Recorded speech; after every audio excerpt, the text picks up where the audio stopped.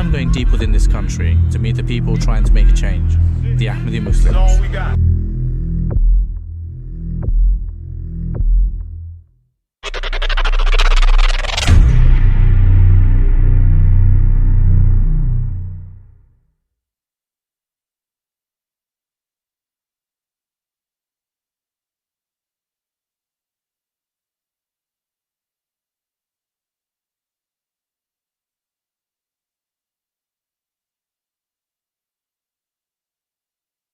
Young people today are said to be the leaders of tomorrow. But what happens when they don't have the role models to become good leaders? So I'm going deep within this country to meet the people trying to make a change, the Ahmadi Muslims. They believe that through the game of basketball, they can engage young people to do good.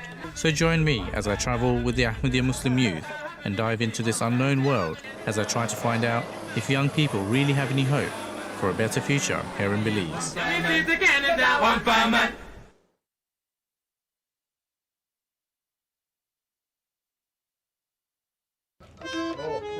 Seeing Murby Saab speak Spanish, right, with these guys in 10 months, it's been amazing. I mean, how did Hazur know, the guy that doesn't have any background in Spanish, how did he know that in 10 months this guy was going to be explaining religious concepts in Spanish, and they understand these concepts? It was insane to see, in 10 months, anybody could do anything like that.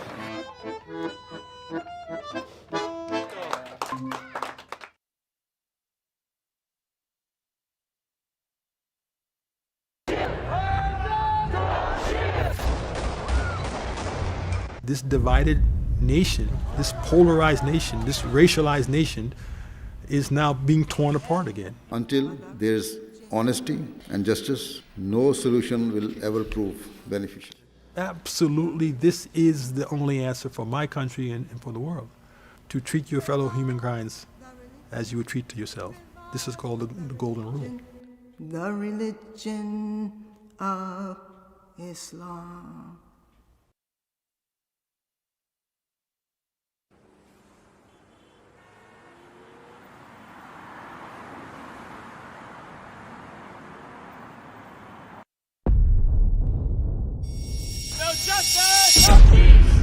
But I'm going deep within this country to meet the people trying to make a change, the Ahmadi Muslims.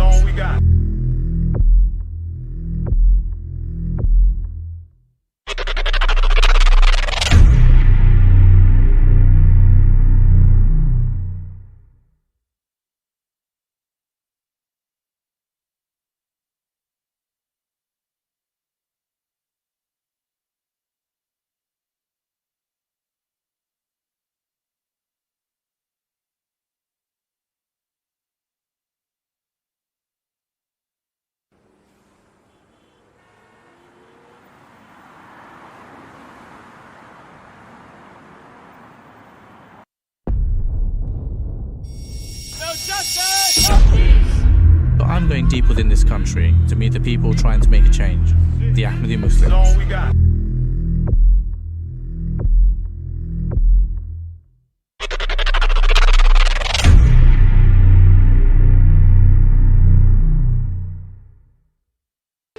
Young people today are said to be the leaders of tomorrow. But what happens when they don't have the role models to become good leaders? So I'm going deep within this country to meet the people trying to make a change, the Ahmadi Muslims.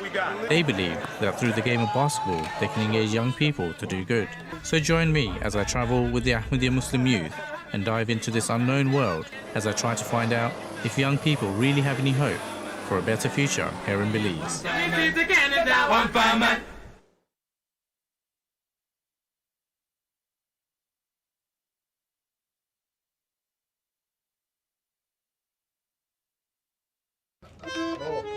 Seeing Murby Saab speak Spanish, right, with these guys in 10 months, it's been amazing. I mean, how did Hazur know, the guy that doesn't have any background in Spanish, how did he know that in 10 months this guy was going to be explaining religious concepts in Spanish, and they understand these concepts? It was insane to see, in 10 months, anybody could do anything like that.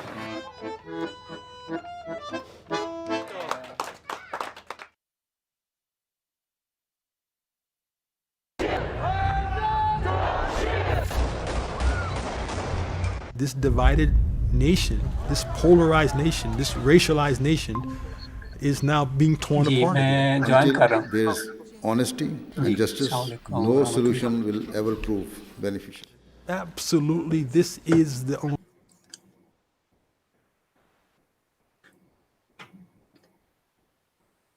Assalamualaikum. अस्सलाम वालेकुम वरहमतुल्लाह। अस्सलामुअलैकुम। मैं अभी आपको introduce करती हूँ और फिर हम शुरू करते हैं। जी ठीक है। जज़ाकल्लाह।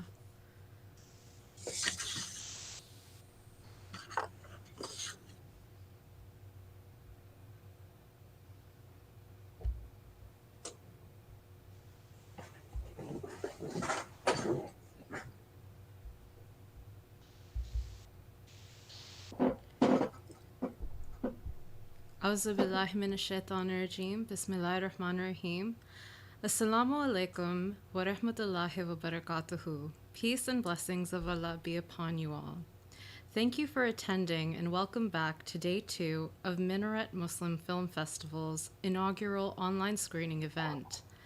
I'm your moderator, Hibbat Mirza, and if you're joining us for the first time, Minaret is an Ahmadiyya Muslim Film Festival which strives to build bridges between communities whilst promoting the peaceful and beautiful teachings of Islam.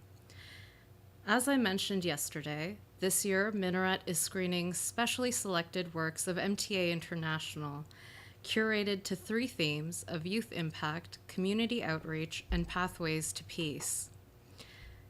Today, we will be screening the last of our documentaries before holding a discussion with the director and cast during the last portion of the evening. This will be interactive, and our wonderful viewers will be able to submit questions in the chat. In order to separate them from the comments, please write question in all caps ahead of your query. If you have any comments and additional inquiries, please feel free to email us at minaretfilm@gmail.com.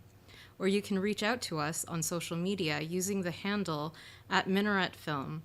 Please do remember to keep your comments and questions in the chat respectful. Before we start with the proceedings, I would like to invite respected Mr. Lal Khan Malik Sahib, National President of the Ahmadiyya Muslim Community Canada, to introduce the community and give the closing address for the first annual Minaret Muslim Film Festival screening, along with silent prayers. Jazakallah. Okay. Respected members of faculty of York University, dear students, ladies and gentlemen, Assalamu alaikum. Peace be upon you all. It is my great pleasure to join you today in the Minaret Muslim Film Festival hosted by the Department of Cinema and Media Study at the York University. I understand that this is the first time the department is hosting a film festival based on the documentaries produced by the Muslim television Ahmadiyya International. I'm very pleased that your department has allowed Ms. Mirza to host the festival in lieu of her degree requirements as part of her 4th year in the honors screenwriting program. Let me introduce Ahmadiyya Muslim Jamaat for our esteemed audience at the York University. The Ahmadiyya Muslim Jamaat is a dynamic, fast-growing international revival movement within Islam. Founded 132 years ago in 1889, it spans over 200 countries with membership exceeding tens of millions. It is the only Islamic organization to believe that the long-awaited Messiah has come in the person of Mirza Ghulam Ahmad, peace be upon him, was born in 1835 and he passed away in 1908, and it was in Qadian, in Punjab, India. Hazrat Ahmad claimed to be the metaphorical second coming of Jesus, peace be upon him, and the divine guide whose advent was foretold by the Prophet of Islam, Muhammad, peace and blessings of Allah be upon him. The community believes that God sent Ahmad, peace be upon him, like Jesus, peace be upon him, to end religious wars, condemn bloodshed, and reinstitute morality, justice, and peace. Ahmad's advent was brought about has brought about an unprecedented era of Islamic revival. He divested Islam of the fanatical beliefs and practices by vigorously championing Islam's true original teachings. He also united the family of religions under the single banner of true Islam by safeguarding the teachings of Abraham, Jesus, Moses, Krishna, Buddha, Confucius, and Zoroaster, peace be upon all of them. Ahmadiyya Muslim Jamaat is the leading Islamic organization to categorically reject terrorism in any form. Over a century ago, Ahmad emphatically declared that an aggressive jihad by the sword has no place in Islam. In its place, he taught his followers to wage a bloodless intellectual jihad of the pen to defend Islam. To this end, Ahmad wrote over 80 books and tens of thousands of letters and delivered hundreds of lectures and engaged in scores of public debates. His rigorous and rational defense of Islam unsettled conventional Muslim thinking. As part of its effort to revive Islam, the community continues to spread Islam's teachings of moderation and restraint in the face of bitter opposition from the Muslim world. The community's fifth and current spiritual head, Hazrat Mirza Masroor Ahmad, resides in UK. Under the leadership of its spiritual successors, the community has built over 15,000 mosques, over 500 schools, and over 30 hospitals. It has translated the Holy Quran into more than 60 languages. It propagates the true teachings of Islam and the message of peace and tolerance through a 24-hour satellite television channel, MTA, and the internet at alislam.org, and the print at Islam International Publications. It has been at the forefront of worldwide disaster relief efforts through its independent charitable organization, Humanity First. Humanity First is an international charity that provides disaster relief and long-term development assistance to vulnerable communities in 52 countries across the globe. This organization is run by volunteers with diverse skill sets across the world. It has access to thousands of additional volunteers worldwide. The organization differentiates itself in the field of providing aid with a high level of efficiency. Through extensive use of volunteers, partnerships, and global sourcing, a high proportion of funds goes straight to the projects. Similarly, the value of the aid delivered is greater than the value of the donations received. Uniquely, Humanity First volunteer staff often pay their own expenses. As immediate disaster responses conclude, often the charity begins rehabilitation services through orphan care, drinking water supply infrastructure, and vocational training. The organization has gained special consultative status with the Economic and Social Council of the United Nations. Here in Canada, it runs a food bank in Greater Toronto Area, a shelter service during extreme weather conditions for the homeless, and many other programs. MTA International, formerly known as Ahmadiyya Muslim Television, is a globally broadcasting non-profit satellite television network established in 1992. It launched the world's first Islamic TV channel to broadcast globally. It consists of 9 international channels that are run and funded entirely from donations by the members of the community. The first channel launched by MTA Network was Ahmadiyya Muslim Television on 31st of January 1992 by Hazrat Mirza Tahir Ahmad, the Caliph of the Ahmadiyya Muslim community at that time.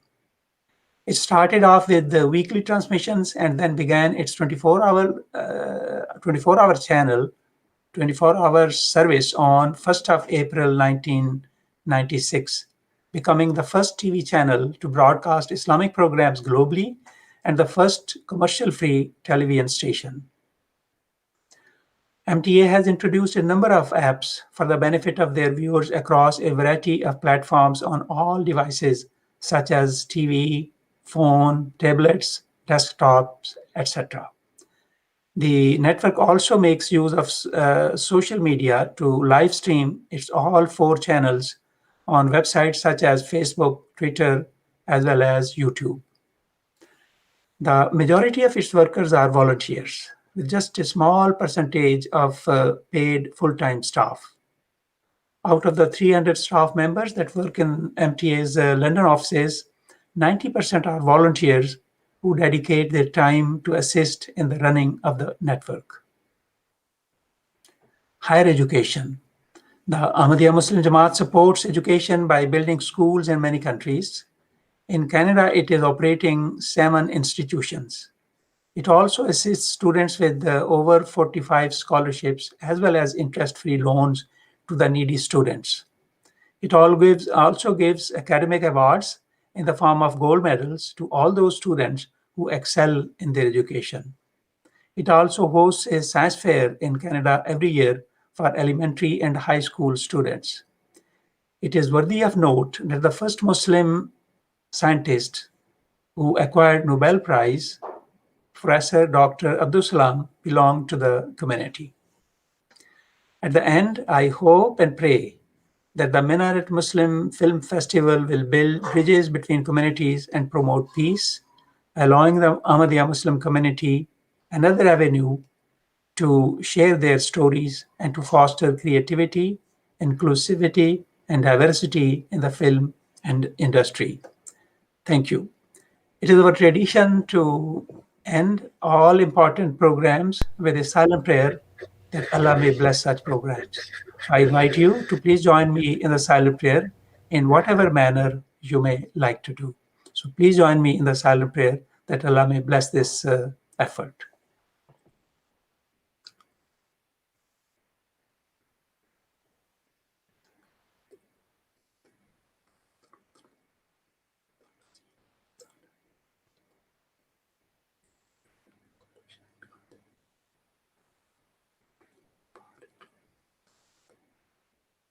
Ameen.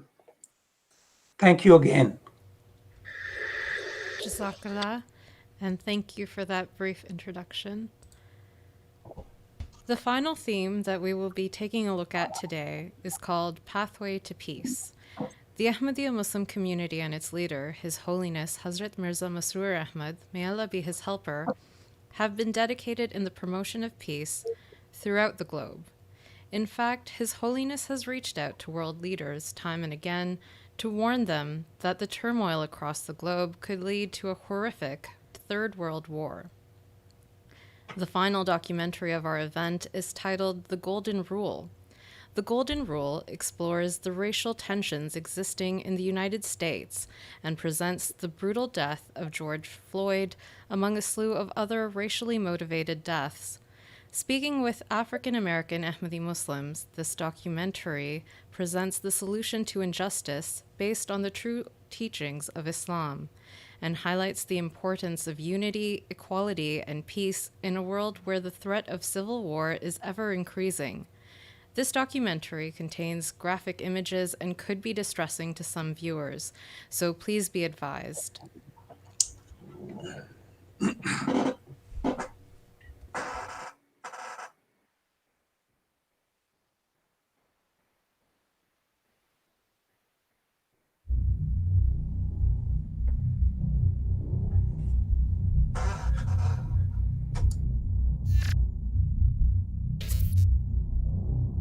The worst global crisis since World War II. Some 1.25 billion workers are seeing their livelihoods threatened by the pandemic.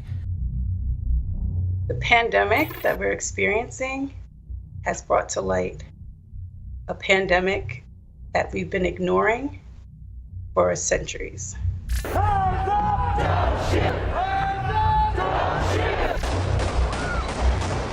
Billions of people are forced to stay in their homes, forced to watch what's happening on their social media feeds, forced to slow down.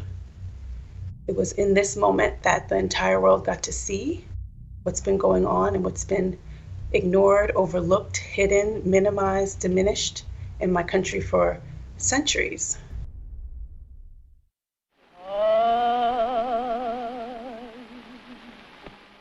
It's such disturbing video. George Floyd handcuffed, lying on his stomach, with a police officer's knee on his neck for nearly 9 minutes as he begs for breath. Video showing an officer grabbing Jacob Blake by the shirt, shooting him several times in the back.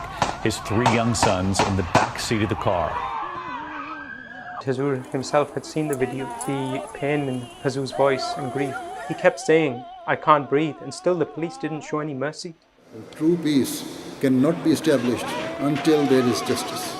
Hazur, both the 4th and 5th Khalifa, I've seen have always been able to put their finger on the real issue which brings about racial tensions. Despite the fact that there is no slavery in America, the blacks are treated even worse than slaves. We're human beings. That's who we are. We are human beings exercising our right. Why do y'all fear us? Black inequity in the Western Hemisphere is a 400-year problem. How are we going to fix it? By simply throwing up some signs and posting things on social media. This divided nation, this polarized nation, this racialized nation is now being torn apart again. I fear that there is going to be a big civil war. I feel like tensions have increased substantially. What we're seeing now at night it's nothing short of a civil war. Our Khalifa helps bring about order. For God's sake, in order to remove this hatred, act with equality.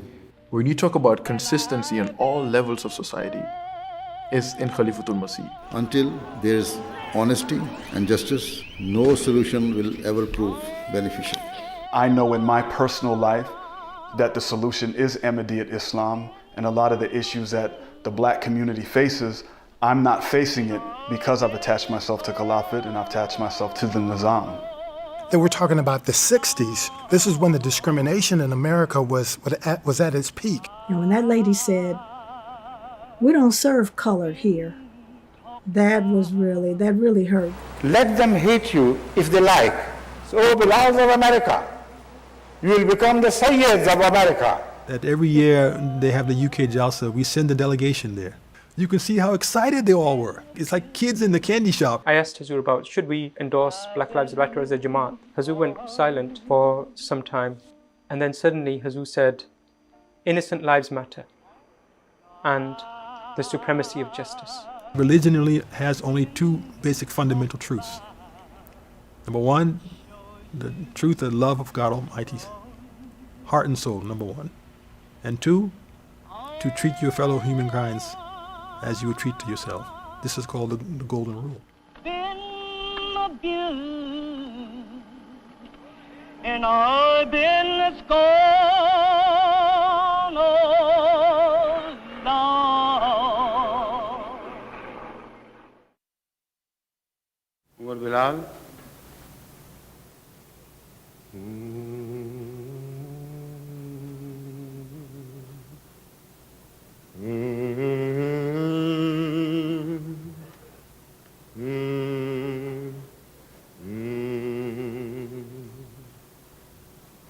Spring has arrived in the midst of autumn. There was a time in America where these things, although they were happening with regularity, they were not being seen with regularity on the other side of the world. And the flowers are blooming in my garden. Oh my God, please don't tell me he's dead. Mom, please stop saying cuss words and screaming because I don't want you to get shielded. Okay. My whole life is ready to be sacrificed in His way. Chaos over the weekend sparked by another police shooting that was caught on tape. The unarmed Mr. Floyd, who was black, died in Minneapolis after being pinned to the ground by a white police officer. He was the latest in a string of African-American men to die through police action. Hazur himself had seen the video. He had heard the news. And the first thing I was struck by was the pain in Hazur's voice and grief. And Hazur spoke himself, saying that, as he described the incident, that he kept saying, "I can't breathe," and still the police didn't show any mercy. Please, I can't breathe. Please, man. Please. And Hazur immediately instructed. He said that we must condemn it and advocate for the rights of the black community and help them. The Quran teaches us that when we see injustices in the world, we should raise our voices against it. For me, Khalifatul Masih has always been at the forefront of those conversations, even before we have these flare-ups, you know? So I know the time of flare-up is when we talk about it, but oftentimes when you look back, you know, Huzur's speeches, 5, 10 years ago, 20 years ago, he's talking about these things. True peace cannot be established, be it in a person's home, in a town or city, in a nation or at an international level, until there is justice. Islam proclaims that all people are born equal, no matter where they hail from or the color of their skin. It teaches that no race is superior to another, nor are the people of any particular descent more gifted than others, and that Allah is the provider for all of mankind. Get in the car. Mama. Get up and get in the car right. I can't. When the public saw this and they saw his cries for his mother, a big grown man, 6'5" man, crying for his mother, it had to strike a string of emotion within both whites and blacks alike. Demonstrations over the death of George Floyd spread across 6 continents over the weekend. Chants of Black Lives Matter echoed from thousands of protesters in cities around the world. They were voicing anger not only at racism in the U.S., but also in their own country. And what we see happening in the United States right now, and really the world in general, is these two things are lacking, right? There's disunity and there's disobedience. And the guidance of our Khalifa helps to put that in perspective. For God's sake, in order to remove this hatred within your own circles, please act with justice, act with equality, and respect the feelings of others so that the peace can be restored. It is necessary, and it is the need of the time that within our cosmopolitan societies, the bond of love and affection should be strengthened.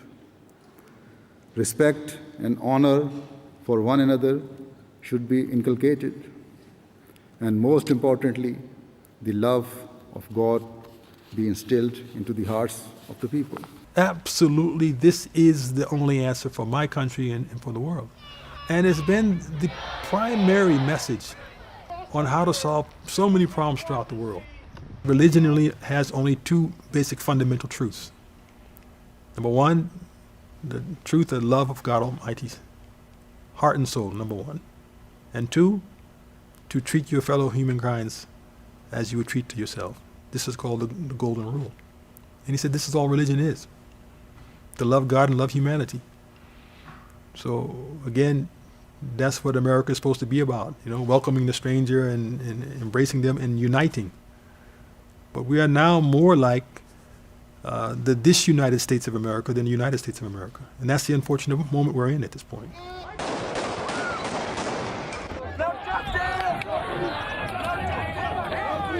We are no longer a United States. So once President Lincoln quoted the Bible and said, "A house that's divided cannot stand." And this is what we see right now. This divided nation, this polarized nation, this racialized nation is now being torn apart again. And we are all deeply concerned about looking at what's happening to our country. It's been oh so very tough.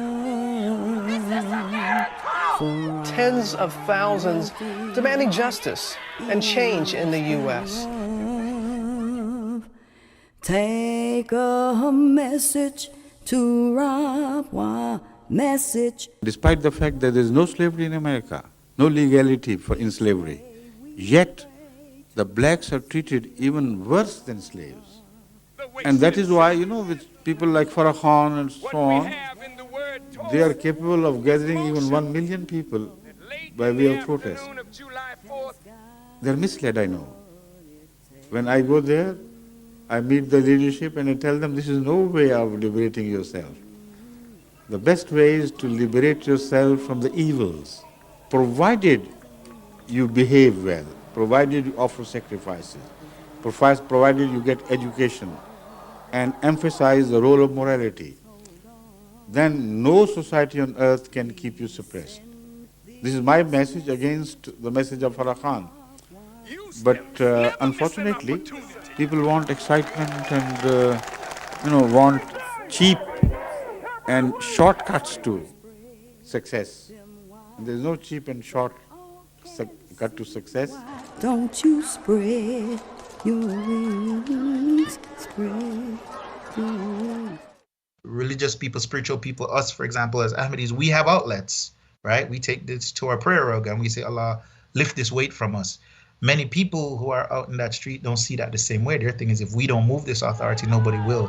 So they're going out there with a lot of hope and sometimes a romantic hope. So they have to be out here marching so me and anybody else that's black can be able to live. So yeah, they need to do all this. Emotional outbursts in the street is always a risky thing. It's always a risky thing. Slowly, the wrong elements start to come in and then those protests get miscarried and the whole thing kind of falls apart. 3 people were shot, 2 fatally, during overnight protests. And tonight, a 17-year-old from out of town is being held on suspicion of first-degree intentional homicide. So the protest, for the most part, has been non-violent. There is some evidence that extremist groups had infiltrated the ranks of these peaceful protesters and caused mayhem to bring bad name to the protesters. We're not far from where some serious looting was just underway a short time ago. Police have been on the move all day long, as have been protesters and demonstrators. Each one of the stores that we passed had been looted for about 45 minutes, 50 minutes a little bit earlier. So you can't create order while disorder is occurring. So our Khalifa helps bring about order, and he brings that order through reminding us of our teachings in the Holy Quran, and again, the teachings of the Prophet sallallahu alaihi wasallam. अगर African American तोड़ फोड़ के ज़रिए से अपने घरों को जलाएंगे तो उसका नुकसान उनको ही होगा। इस पे तो कई अफ्रीकन लीडरों ने भी कहा है कि अपने घरों को तो ना जलाओ, अपने घरों की तोड़ फोड़ तो ना करो।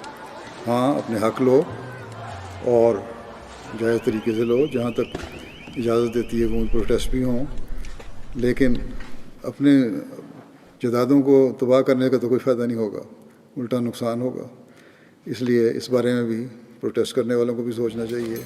What I'm witnessing tonight is not productive for the overall movement of what we're trying to accomplish here, which is equality and which is trying to battle systemic racism. But this isn't going to help with systemic anything. My cousin was murdered. They can't even investigate because y'all out here acting reckless. To vandalize your own nation's property does not harm others but only harm yourself and your nation. If one thinks that adopting extremist measures is the way to have decisions made in their favor, they are entirely wrong.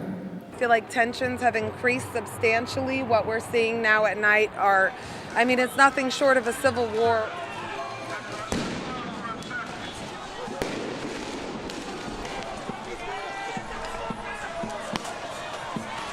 My cameraman has been hit. We've also seen tear gas being used. Here we go, they're moving through again. This is exactly what it looks like. Exactly what it looks like. We're just staying safely. Oh. Governments should look after their people with love, care, and justice. The public should remain within the limits of the law and seek to solve their problems in a peaceful way, rather than unconsciously assisting those who wish to harm the nation. We have seen in cases where some measures were taken by our forefathers and they were successful, but some were taken, they weren't as successful. It doesn't mean they were terrible failures. All that Khalifatul Masih is telling us is, just go through them and see the things that worked and you adopt those and modify them. The things that haven't worked are just a lesson for you to show you that maybe we need to let those things go. The protests taken to the streets has been a methodology that we in America have employed for many, many decades now. And unfortunately, when they take to the streets today, they're saying the same refrains, the same hymns of "We shall overcome" and the like that they were saying 30, 40 years ago, to very little avail. We have to, as Azur always says, our responsibility is to look out for the rights of others. Allah will take care of your rights if you're advocating and helping others. To create peace, you have to think of others before you think of yourself. And that is the foundation of how peace is built. The Holy Prophet of Islam, peace and blessing of Allah be upon him, has taught us golden principle, which is to choose for your brothers what you choose for yourself. Because the lack of peace is caused by an anxiety of the heart. When you talk about consistency on all levels of society, it's in Khalifatul Masih. And even if we took a step back and looked at the history of all the Khulafa of Ahmadiyyat, this is what has been given as a guidance. There are many movements among the Afro-Americans today which attract the people, unsuspecting American people, to a slogan which they think would ultimately make them unite under that slogan and emerge as victorious in America. This is what is not going to happen. It is not a prophecy. It's an observation based on the past. So in the name of Afro-Americans themselves, it's highly essential that they must universalize themselves with the attributes of unity. Then the rest of the world may look upon their skins as black, but Allah would look upon their skins as the most shining.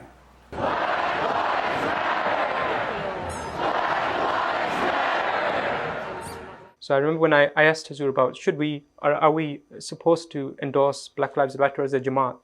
Hazur went quiet, silent for some time, and then suddenly Hazur said, "Innocent lives matter and the supremacy of justice.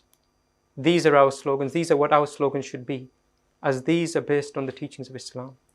And I remember when I heard these slogans, on the one hand, I could instinctively tell that these may be controversial in one sense, that people might not immediately understand them. But then Hazur explained the terms to me.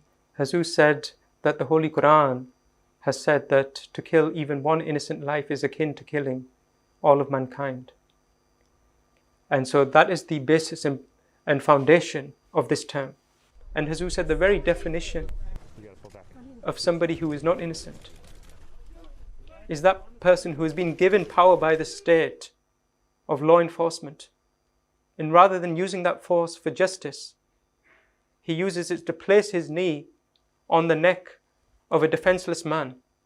In terms of supremacy of justice, Hazur said that the Holy Prophet ﷺ has said that an Arab is not superior to a non-Arab, and vice versa. A black is not superior to a white, or a white is not superior to a black. And so this term shows that the only thing that is supreme is equality between the races, is equality between all people, justice. That is what is supreme. That humanistic affirmation that Black Lives Matter is high value. And, however we say it, that means what it means. I'm a black person, my life matters. If the Ahmadiyya Muslim Jamaat has taken a strong position against political engagement with the movement called Black Lives Matter at the political level, And that's primarily because we recognize that many of these movements, though they might be social movements, or they may have political elements, they're not long-lasting. The efforts, the ways that the Jamaat take may not be the most popular or the ones that get us the most likes on Instagram or on social media. But they are ones that ultimately will lead to change because they're unified. That's the beauty of our Jamaat. That we all follow one leader, one message. We are one community. We must also accept that peace can only be built upon the solid foundations of honesty, integrity, and justice. These are the keys to peace. Until there is honesty and justice, no solution will ever prove beneficial. Of course, at these times, a lot of the people who are protesting, they want to take it even further and say that this is the way, through these marches, through defying the government in whatever way that we can bring about change. They want to be revolutionaries, I guess. But we saw something quite similar in a different part of the world in 2011, when across the Arab world, in several countries, starting with Tunisia, but then it developed to other countries such as Libya and Syria and elsewhere, the people suddenly stood up and sought to bring a revolution.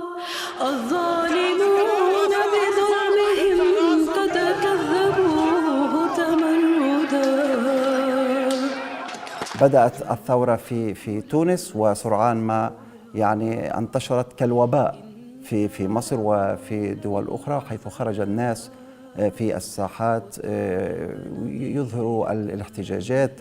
طبعا هذه الحالة لم يتم يعني السيطرة عليها في بلد معين. هذه الحالة أدت إلى يعني حدوث فوضى عارمة غير مسيطر عليها. हुकूमत के खिलाफ मुजाहरे, तोड़ फोड़ और बागियाना रवश इख्तियार करने वालों का तर्ज अमल खिलाफ शरीयत है। कुरान करीम सिर्फ अवाम नास को यह हुक्म नहीं देता, बल्कि हुक्मरानों को भी यही कहता है कि अपने इक़्तिदार पर तकब्बुर करके मुल्क में फसाद पैदा न करो, अवाम के हकूक़ तल्फ़ न करो, अमीर और गरीब के फ़र्क को इतना न बढ़ाओ कि अवाम में बेचैनी पैदा हो जाए और इसके नतीजे में फिर बगावत के हालात पैदा हों, और इस तरह तुम अपने इस अमल की वजह से भी खुदा ताला की पकड़ में आओ। दुआओं की तरफ तवज्जो दें, और ये अकल जिस हद तक दोनों तरफ को दिला सकते हैं दिलाएं कि शिद्दत पसंदी किसी मसले का हल नहीं है, और सबसे बड़ा हथियार जो है वो दुआ है।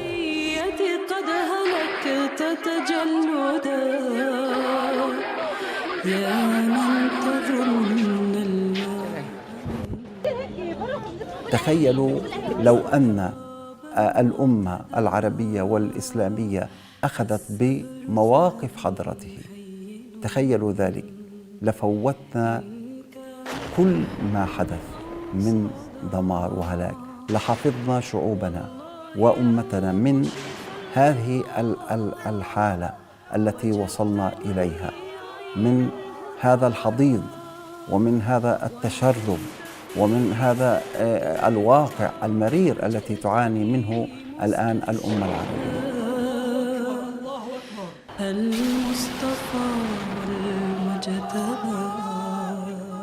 It didn't turn out as they thought, it turned out as the Khalifa had warned. That if you do this, you don't realize you're playing with the hornet's nest and you're going to create more bloodshed. People at that time thought, oh, it's impossible. What are you talking about? Well, this is going to be better for them. What nation has benefited from this Arab Spring? Show me one that has come out of this in a better, more stable, more responsible society for the people who were saying we don't have our rights. There's been none. And this is why he's warning in the U.S., not just now, but he's been saying this for a number of years. हुकूमती निज़ाम को भी समझ लेना चाहिए कि ताकत इस्तेमाल करके ही मसाइल हल नहीं होते, और ना ही ताकत तमाम मसाइल का हल है। बल्कि इंसाफ से तमाम शहरियों के हुकूक अदा करते हुए हुकूमतें चला करती हैं। मुल्क में अमन और इस्तेहकाम कायम हो सकता है, इसके बगैर नहीं। तो मर्जी कोई ताकतवर हुकूमत हो, अगर अवाम में बेचैनी है तो कोई हुकूमत टिक नहीं सकती उसके सामने। The true way to make any kind of change is to try to do it through the democratic process and try to change the hearts and the minds of the people and their leaderships through the democratic means, through voting, through community action. But you must respect them. This is the fundamental position of Islam. Respect those in authority. Even Moses, when he went to Pharaoh, who was just, completely persecuting his people, he was told, speak to him gently. Happily he may listen to you. You go in with your rod and start beating on him. It's suicide mission. As far as our Jamaat is concerned, in the United States, following the instructions of Hazur, in this current atmosphere in the United States, we have what we call Supreme Justice campaign that is happening in this country. It is being carried out by our Public Affairs Department, and recently they wrote letters to mayors in this country, almost all mayors in this country, to bring to light this issue of interracial relationships, building bridges, and justice for all, not just African Americans, but everybody across the board. We're going to do some things toward bail reform, actually bailing out those people who can't afford to be bailed out. We're going to be doing some things with regard to voter registration. We're going to be doing some things with regard to the census, making sure that people respond to the census so that every individual counts. Unfortunately, because of how people have been mistreated, particularly African Americans and other minorities, sometimes they don't have trust in the system, and so they don't participate in completing the census, which then means that they are going to lose representation. So the Khalifa says, as much as the evidence is there that people have been discriminated against, these are still vehicles that can be used to push the system to get better representation. Politicians are in power because people put them there. If African Americans can be part of that group that can determine if a politician is going to stay in power or not, then those politicians will definitely listen to them. So the key to this is voting, getting involved in the political process. If these politicians are not good in your view, despite that, the Holy Prophet ﷺ says that you should not stand up against those leaders or make too much hue and cry and destroy the peace of the society. Rather, you wait, you pray, and when the next election comes, you elect those leaders who are beneficial and sincere to the country. You're in a position to determine who go to the White House and who stay in the doghouse. You're the one who has that power. It was the fact that you threw 80% of your votes behind the Democrats that put the Democrats in the White House. When you see this, you can see that the Negro vote is the key factor. The vote is an opportunity to be on the right side of history.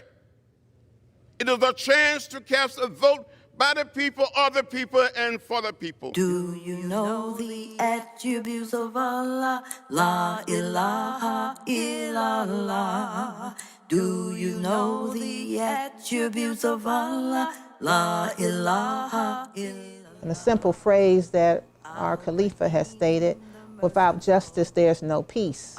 So what Khalifatul Masih is advocating is exactly what the Quran tells us we should be pushing for, which is absolute justice. Whatever you want for yourself, you want for others, and you don't get into the habit of condemning in others what you condone in yourself. And this is the guidance given to us by Khalifatul Masih. Ultimately, to bring about peace, it is necessary that at the very minimum, the demands of justice are fulfilled by governments, so that all people are given their due rights and that selfish vested interests give way to what is fair and right.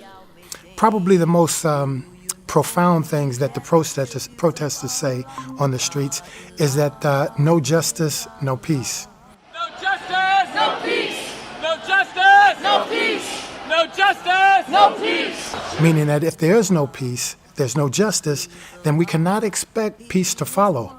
Our religion means peace, and so we're supposed to be taking that message of peace and demonstrating how justice is part and parcel of who we are, what we expect of each other, and it is a part of the relations that we have both with each other as well as with our Creator.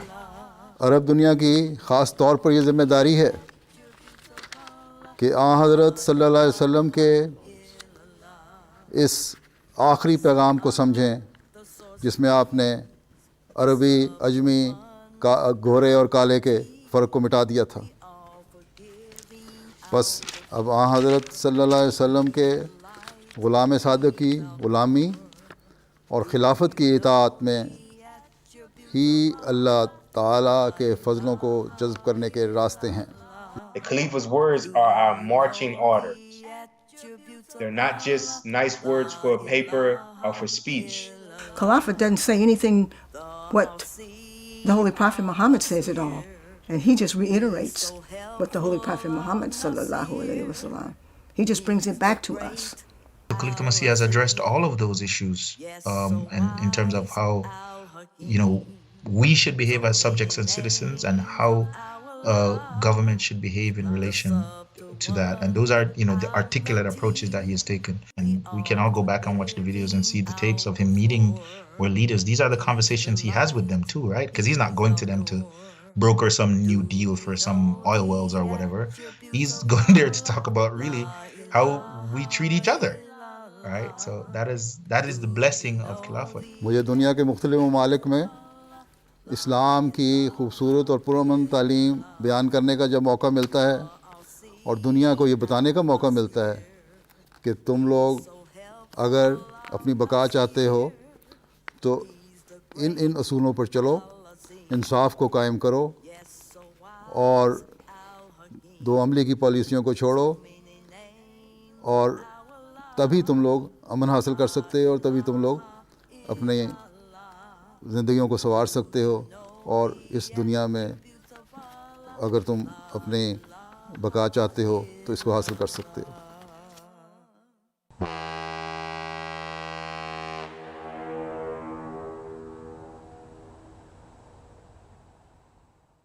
We look back to when Ahmadiyya first came into America in the 20s. This was the only opportunity that African Americans had to see themselves spiritually in a context outside of the white supremacist model that American Christianity presented for them.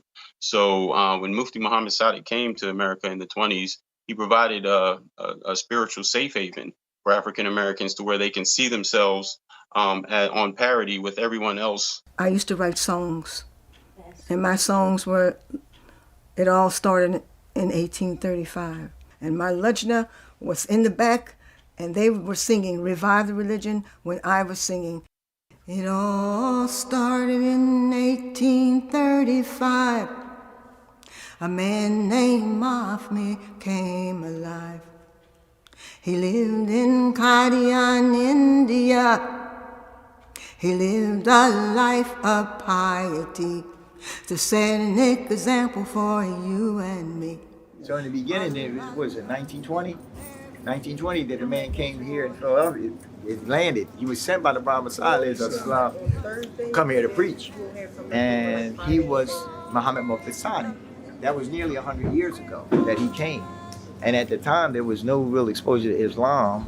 And Islam got its kind of start. And the first converts were Caucasian. And they did not want to worship with the African Americans. And Dr. Mufti Muhammad Sadiq told them, no, there's no racism in Islam. So they left. So that's when the African Americans really came in predominantly, and they took over.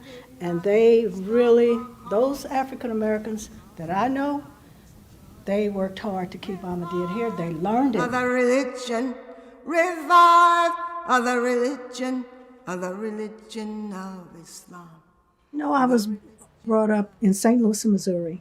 My sister and I went downtown, and we sat at the bar and we asked we'd like to have French fries and a chocolate malt. And that lady said, we don't serve colored here. that really hurt. So we left. But one thing my mother taught us, she didn't teach us any racism. She said we're all created by God, by Allah. And that's them saying that. You're Muslim. Just say you're Muslim. They donated the land. Ladies sold dinners to build the mosque and buy brick at a time, and by brick until they had enough bricks to build the mosque.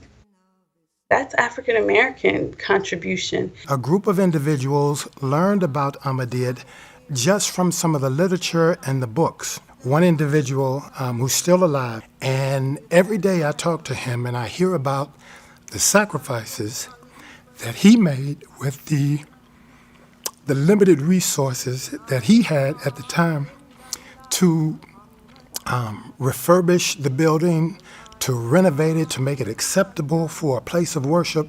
They were talking about the 60s. This is when the discrimination in America was at its peak. And African Americans were reaching out and protesting about different things.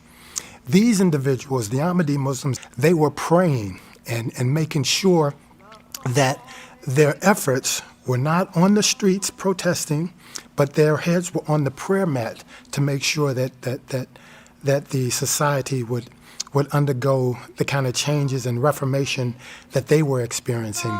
The religion of Islam.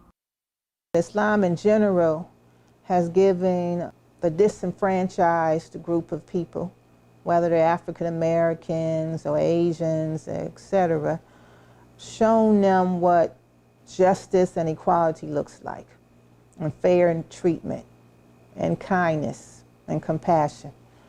No matter where you are in your socioeconomic level, everyone is due respect and justice and fair treatment. In America, a lot of the early members of that Jamaat were African Americans, and for a long, long period, African Americans were the majority in the United States Jamaat. And it was due to those pioneer MDs and their sacrifices and their struggles for the sake of Islam, for the sake of Ahmadiyyat, that the Jamaat in USA has gone from strength to strength and has flourished. We have this saying, love for all and hatred for none. The American pioneers live that, love for all and hatred for none. You know, they give us inspiration, all of those early African-American pioneers. But it should be inspiration for us to stay committed to Ahmadiyyat and for us to follow the Khalifa in all things that he asks us to do. Because if anything has been proven, it is that Ahmadiyyat will continue. And we want to be, as African Americans, part of the continuation of this message of peace in America. When we would go for a job, our mother would say, Mama, what do you put on the information where it says for race? Negro, white, other. My mother said put Muslim. Now can you imagine? You put Muslim on there? And that's what I did. I put Muslim. I never got the job for putting Muslim, but I put Muslim because we were taught to be very proud of who we were, our names, and representing Ahmadiyyat. There was a time when you look at the pictures of Jamaat USA, the majority were African American. Then you had influx of people from different countries. So that picture changed. Does it mean that those who were African American, they were totally barred from having any position or role? They continued to serve. The Jamaat would not have survived for decades, not just years, or decades. They were the presidents, they were the secretaries, the women who came forward. At times when the Jamaat was so small, they didn't have enough people to fill out the whole, administrative structure. So many shining examples of African Americans doing this and playing that role. और मैं इस लानती रस्म को मिटाना चाहता हूँ कि गोया पाकिस्तानी अहमदी नाउज़ुबिल्लाह सिया फाम अमेरिकन अहमदियों से ज़रा बाला मखलूक हैं। मैंने कहा ये नहायत लानती ख्याल है, तुम अहमदियत के लिए शदीद नुकसान का मूजिब बन रहे हो। ये लोग पहला हक रखते हैं क्योंकि इस मुल्क के लोग हैं, तुम लोग मेहमान हो, तुम्हारा फ़र्ज़ है कि इनके साथ इज़्ज़त के साथ पेश आओ। इन्होंने मसीह मौत के पैगाम को इज़्ज़त दी है इसलिए ये मोहतरम लोग हैं और इज्जत के मोहताज हैं. We should always look to our guiding light, and our guiding light in the world is Khalifatul Masih. He is the person who is seeking to break down barriers between all communities within the Jamaat and across the world. He is the person who is advocating for the rights of those who are forlorn, who are vulnerable, who are suffering. We believe in Khilafat Ahmadiyya. We believe in Khilafat Ahmadiyya. And that's one of the reasons that I accepted Ahmadiyyat, right? Because there was a leader who actually lived what they spoke, right? Their actions and their speech aligned with each other. I am an African-American male raised in the United States in the city of Philadelphia. And it's a lot of things I've experienced, it's a lot of things I go through, but what helped me and give me ease with that is the culture of Ahmadiyyat. You see, and I think if we focus on that, because I love the fact to be around my Pakistani brothers, to be around my Caucasian brothers, because you know why? When I'm out there, if I run into a white person or an Asian person that's not Ahmadi, it doesn't bother me. मुझे एक ख़ानदान मिला मुलाकात में यहाँ, जिसे देखकर बेइंतहा खुशी हुई. बेख्तियार अल्लाह ताला की हम के जज्बात पैदा हुए दिल में. इस ख़ानदान में अफ्रीकन अमेरिकन भी थे, सफ़ेद अमेरिकन भी थे और पाकिस्तानी बहू भी थी एक. तो ये ख़ानदान है जो अहमदियत और इस्लाम की हकीकी तस्वीर है. बल्कि इनको भी मैंने यही कहा था कि तुम लोग हकीकत में अहमदियत की सही तस्वीर हो, क्योंकि अहमदियत तो दिलों को जोड़ने के लिए आई है. So my father was African American. He passed away a few years ago. My mother came from a white Jewish family. And then my brothers, we all have married women that were born or are of Pakistani descent. There is no form of racism in Islam. And so I think our religion had a large part to do with us becoming a multicultural family and not being concerned with someone else's race. You look back over the messaging that the Khalifa has given throughout his caliphate, and then our previous Khalifa from as far back as the Detroit Address, they have been very specific in addressing racial injustice, addressing prejudice, and also clearly stating, if there's an issue, let me know, report to me, and I will handle that issue as the Khalifa. Right to Hazur. I started my relationship with Hazur 10 years ago because I began sending him letters, telling him about my life, telling him about things that I was worried about, telling him about things I wanted prayer for. So when I finally seen my Hazur, I was like a baby. I couldn't stop crying. It was so precious seeing my Khalifa because I had developed a relationship with him 10 years before meeting him. I'm here, I think, in this movement because of the second Khalifa's prayers. When I was in high school, I told my mother, I said, I can't go to my different things that I wanted to attend, parties or whatever. She wouldn't let me go. So I said, I don't want to be Muslim. I told her this. I didn't know that she wrote the second Khalifa about this.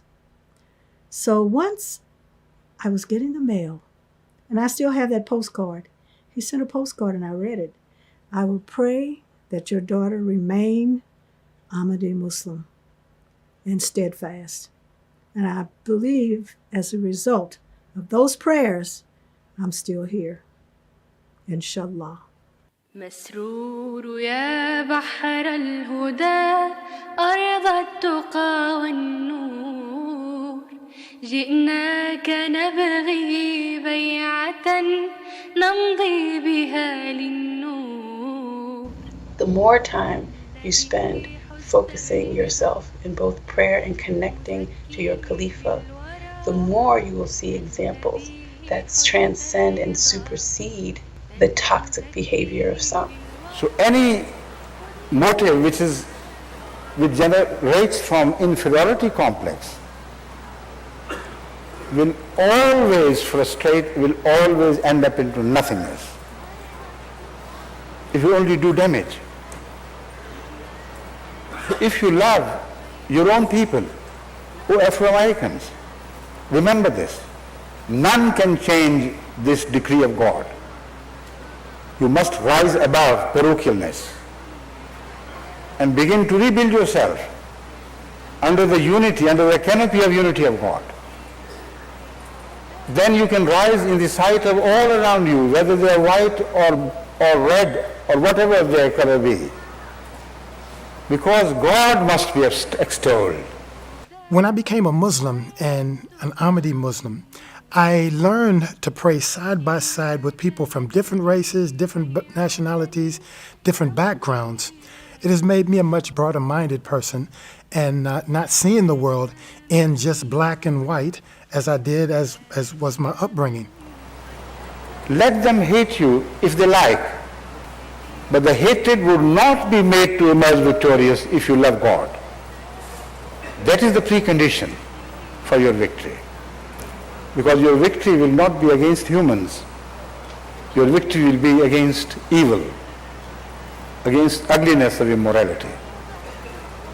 So I hope and pray that the American Ahmadis would take up the cudgel for this message and tell their brothers all around America to rally round the flag of unity of God. That's the only way of their survival. Then they would emerge like Bilal. You know what happened to him?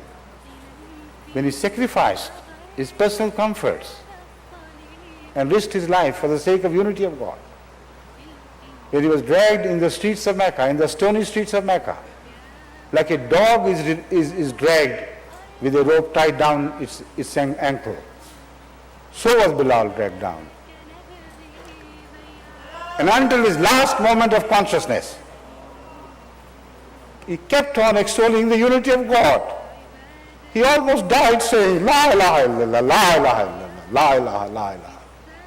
Until those who watched him tell us that he could not be heard, the voice was not audible, but the finger was raised in the direction of oneness of God. This was Bilal, who was transformed into a leader. This was Bilal, when he approached the great Caliph, Hazrat Umar. He stood up from his seat. Assalamualaikum. And I'm said, just Sayyidna testing the mic Bilal, to make sure Sayyidna you can hear Bilal. me okay? Our Lord, our Master, Bilal has come. So Bilal of America. Okay, perfect. You will become the Sayyids of America if you follow that Bilal of Muhammad Rasulullah, his servant, and the servant of the unity of God. Hazur has recognized that any lasting change must come from the reformation of the individual first, and then that individual and the role that he plays in society, he ensures that he stands for peace and that he insists upon justice in all of his relations, beginning with his family and spreading next to his neighbor. बस दुनिया की सलामती की ज़मानत उसी वक्त दी जा सकती है, दुनिया की बेचैनी उसी वक्त दूर की जा सकती है जब कौमी बरतरी के झूठे और ज़ालमाना तसव्वुर का ख़ात्मा हो जाएगा। ये बेचैनी उस वक्त तक दूर नहीं हो सकती जब तक नस्ली और कौमी बरतरी के तकब्बुर दिलो दिमाग से नहीं निकलते। Why are you so surprised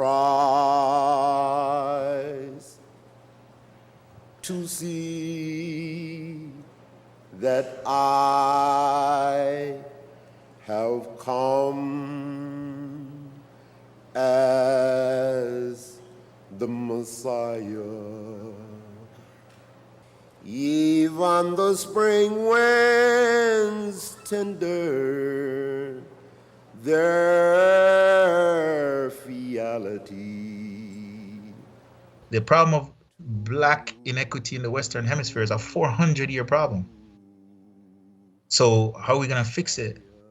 By simply throwing up some signs and posting things on social media. It's a long slog, but you know that each time you're moving, self-awareness, developing the conversations and the dialogues, joining organizations and strengthening the communities and families of which you're a part, That's your goal. Those are things that are practical, that you work on every single day. And these things eventually lead you to the realization that you must join an organization of like-minded people that's going to elevate and strengthen the world. And again, if you do it right, you're going to end up being an Ahmadi, no joke, because that's how it sent me. Thus, every Ahmadi should try to establish a pure society.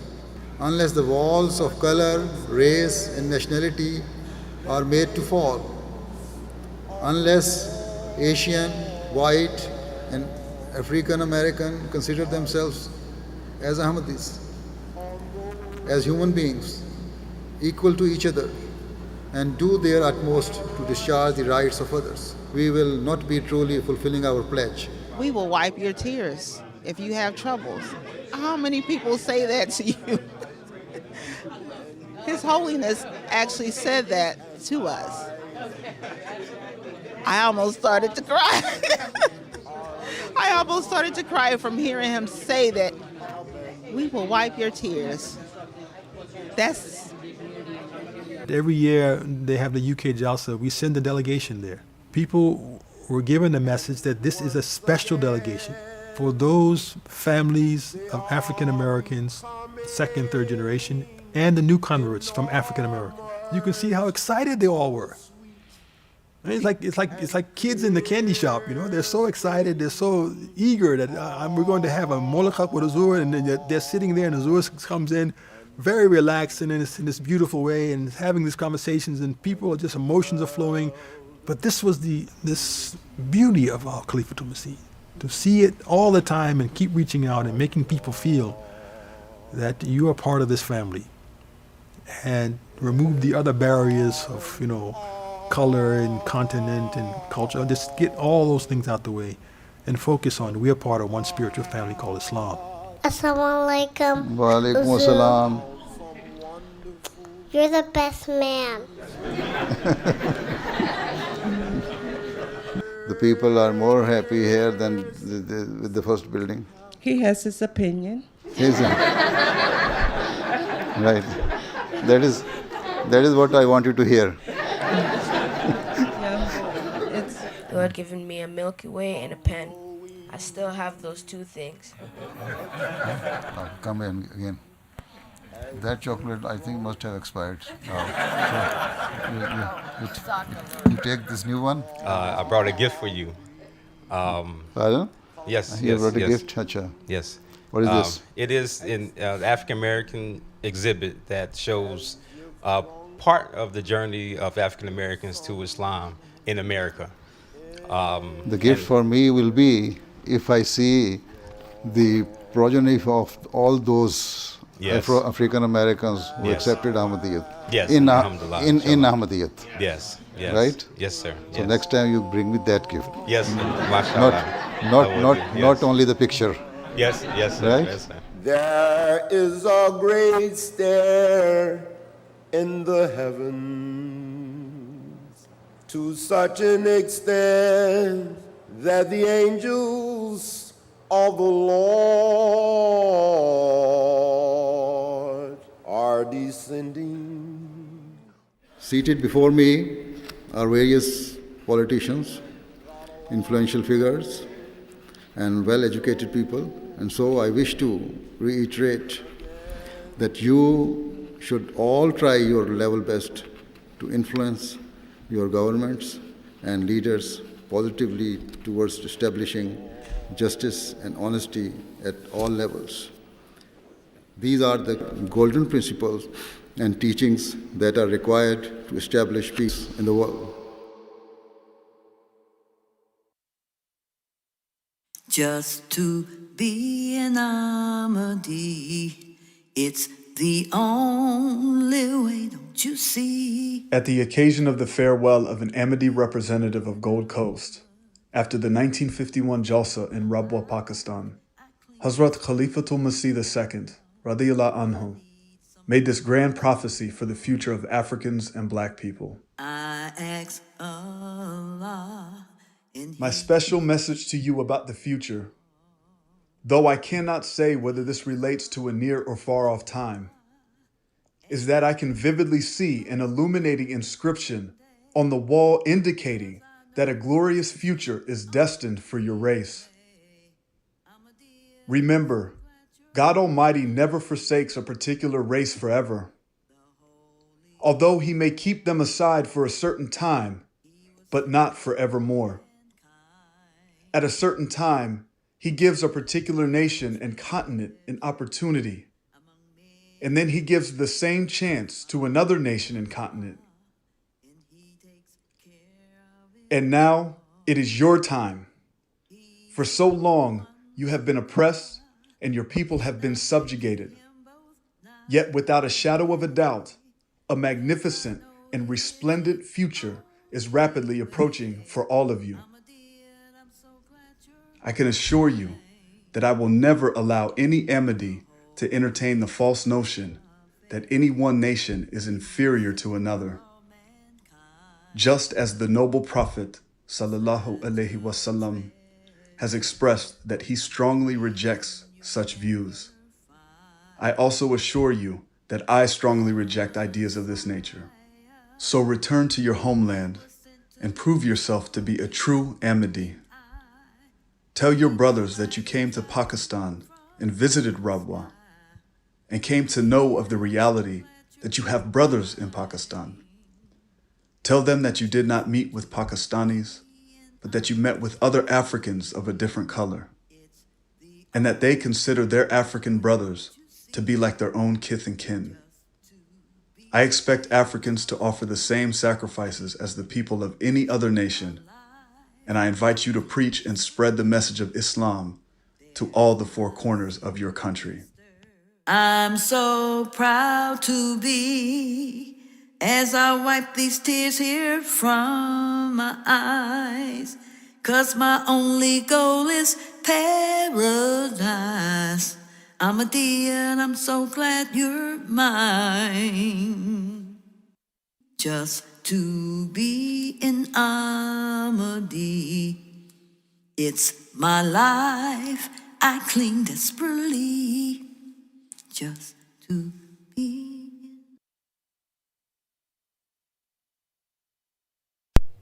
Assalamualaikum.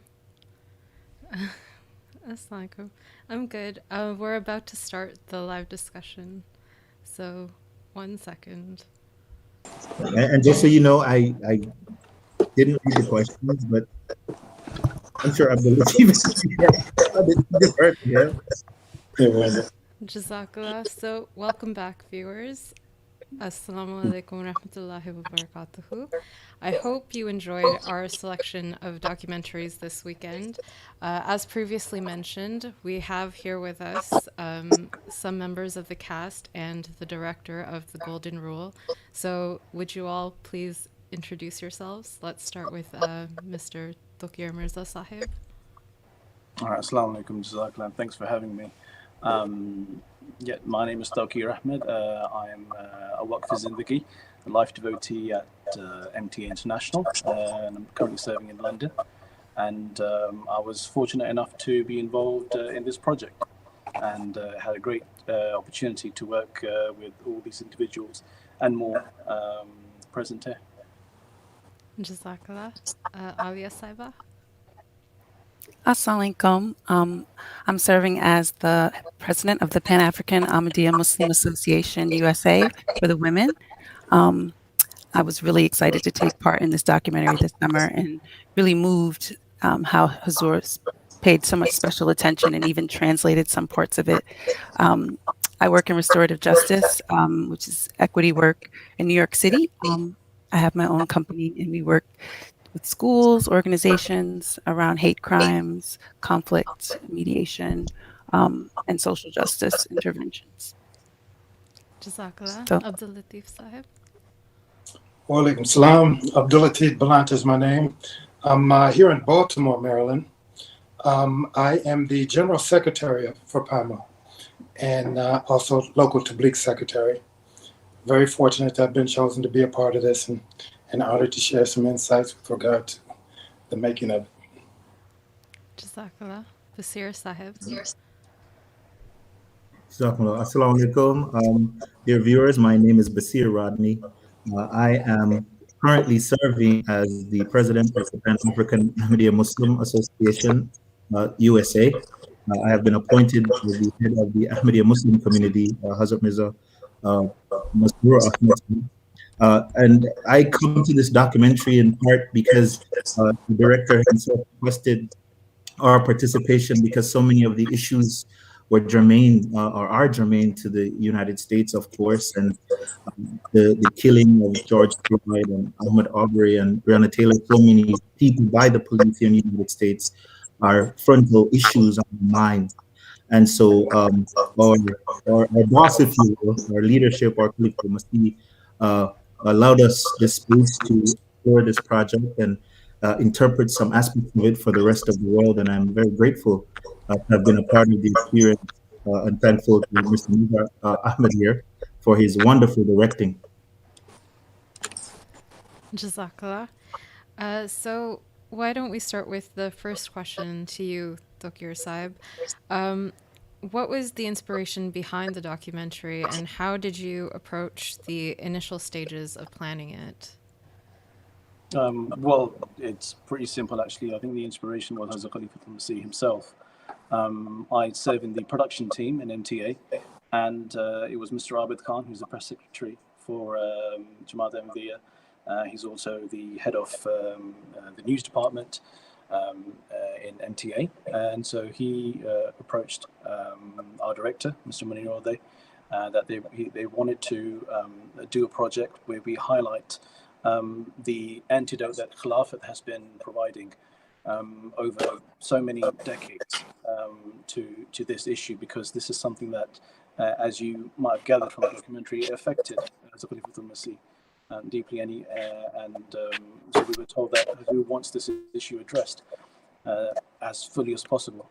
So when I was chosen to take part in this project, I had a chat with Mr. Abid Khan, and it was pretty evident that the best way to do this is to put forward what Khilafat has been saying, our current Hazur has been saying for the past 10 or so many years, and then intersperse that with commentary from people within the US. The project initially was quite huge. We had participants from Africa and others from the US, and just because of time, it just wasn't possible to include everybody in there. We wanted to approach this topic from many different angles. So we had, for example, the national president of the Ahmadiyya Muslim community in Ghana.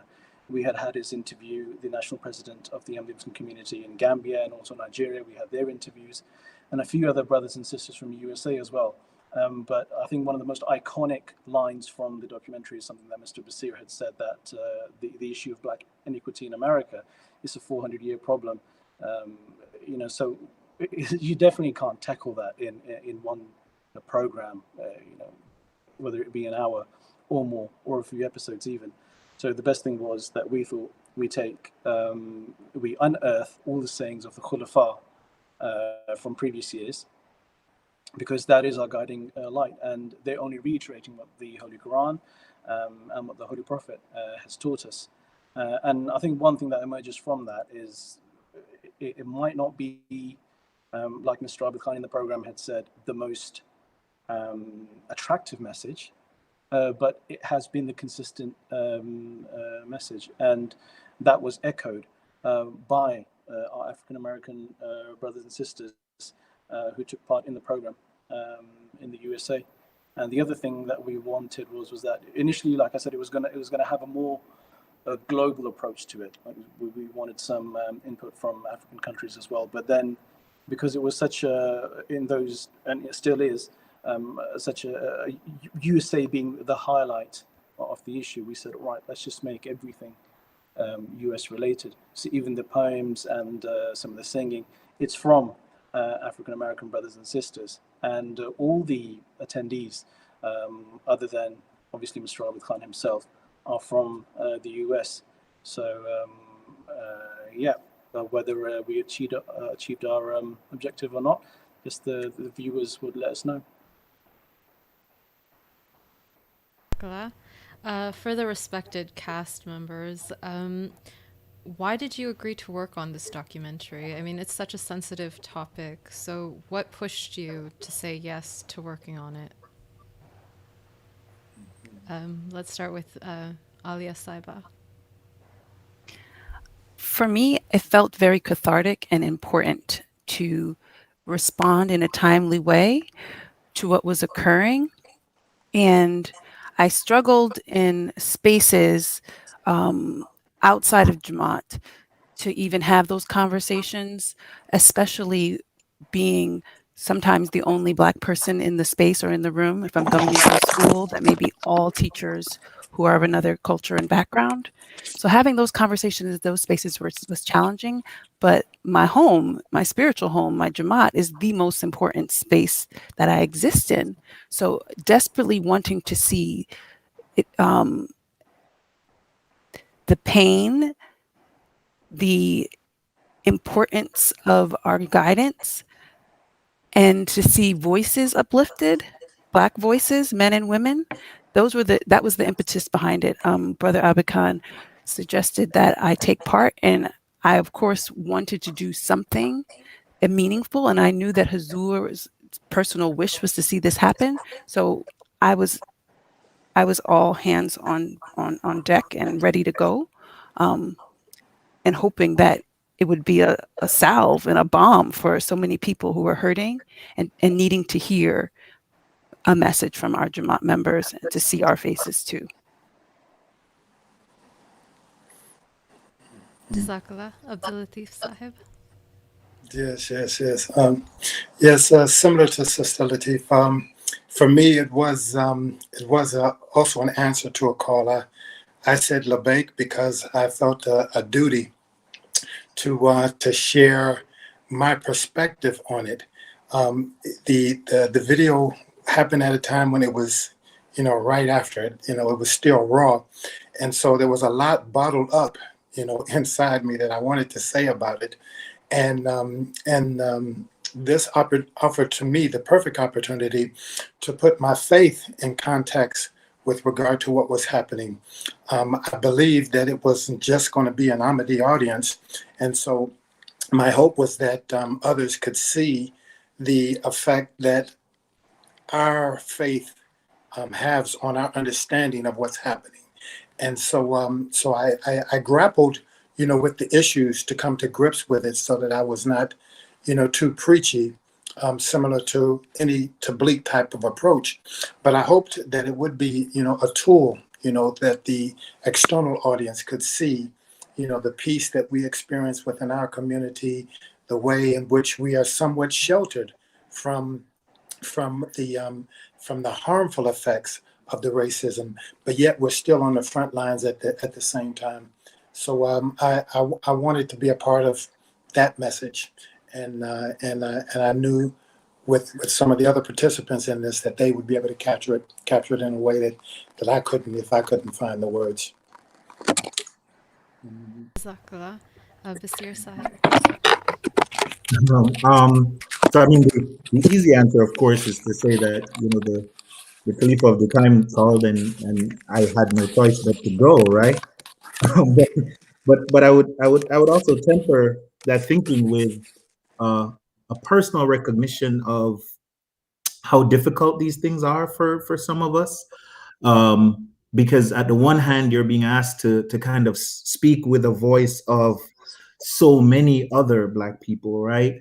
And in this case, it's although all Black Americans or Black people in America get caught up in this, or African American brothers and sisters have been on its brunt for so long. So in my own case, when asked to kind of speak on this issue because of my Caribbean background, I sometimes kind of question my own self. Do I have the tools to be able to speak to this issue in the right and appropriate way? So I think in my own case, as I struggled with that, something interesting happened, right? My dad was staying with me for a little bit. My dad is not a Muslim. He's not an Ahmadi. He's actually a Rastafarian. And I remember sitting and watching the documentary with him once it was complete.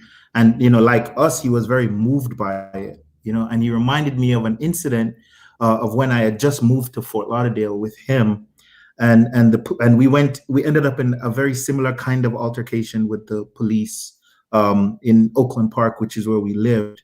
And literally, he reminded me of that, and he talked to me about his own fears as we were both kind of put on the concrete face down with guns in our backs, and literally all we felt was muzzled, And he was like, I don't know what was I gonna tell your mom? You had left Jamaica to come here to get an education, and I was gonna have to call her and tell her that you got killed by the police and we were here together. And so that kind of struck me in that moment as, we talked through that, and I said, one of the reasons I'm pleased that as a community we could tackle this issue was because at least, as Sister Aliyah says, it's very cathartic, because you're trying to understand what's happening to you, what's happening in your world, and then you want the young people, the kids coming up to kind of have some understanding as to your own struggles as well, right? And even though we're covered in this lovely faith community and the deep spirit that we have, these are issues that we face every day. So, I struggle through it knowing that I'm probably going to be really inadequate at it, but I have an opportunity to speak to it. So obviously I should, right? So I think that's how I think about it.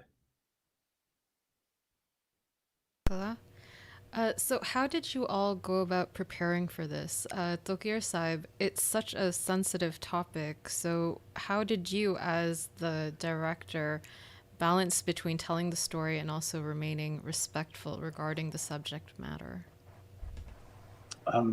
Yeah, very difficult thing to do. I think if we didn't have, and this was one of the biggest blessings of being part of something like this, through Mr. Abid Khan, we were actually getting guidance from Hazrat Khalifatul Masih. And if it wasn't for that, at least in my position, without the aid of Mr. Abid Khan, none of this would be possible, because first of all, it's near impossible for myself to put myself in a situation or in the shoes of any African American. I have no idea what they go through personally and what they feel on a daily basis. So the first step was, I guess, after deciding what we wanted to do with Mr. Abid Khan in terms of having what Khalifatul Masih and what the previous Khulafa have said, have that as the backbone of the program. And then as to actually find out how people feel about it, I actually called up a few African-American friends of mine in the US, and I spoke to them. And that was actually a very revealing moment for me, because you think or you assume that what some of these people are going through. Obviously, there's this huge injustice, but what some of these people are actually going through, what they feel like, hearing that from somebody personally, living on this side of the pond, that was a huge eye opener. It was shocking. And so I spoke to, obviously, these individuals. And then when we reached out to some of the people you're seeing on the screen and others who took part in the program, we asked them, about the question. And so this is the question, how would you answer this? And we got, a huge range of flavors in terms of what people were feeling, how being part of the Ahmadiyya Muslim community helped them with this, how they face these things outside when they step away from the community and they go out, into the world. And so some of the things were very difficult. And I actually realized in two of the interviews, definitely, that I actually kind of felt a bit guilty asking them some of these questions just so bluntly, because it was only upon asking them that I realized how much some of these things affect these individuals on a daily basis. So that's where we kind of wanted to then expand on the documentary, where it's not just, okay, this is what the Khulafa have said about justice, about living among each other, treating each other equally, and choosing for yourself what you choose for your brother. We wanted to expand on it more and show how the Ahmadiyya Muslim community in the US has persevered. If it wasn't for these sacrifices of the African American pioneers, probably Jamaat wouldn't be there. What they had to go through with whatever meager means that they had, things wouldn't be the same. And so in the face of being an African American and all the challenges that they face and then what they've achieved, being an Ahmadi Muslim while being an African American, it really is to be applauded on a material scale, but spiritually, you can see that even in the end of the documentary. You see Hazrat Khalifatul Masih showing his admiration and love, and that father and children relationship that he has with some of these people. Just one thing from us people who work in MTA, we get to cover some of these mulaqats after Jalsa when Hazur meets different delegations from different parts of the world.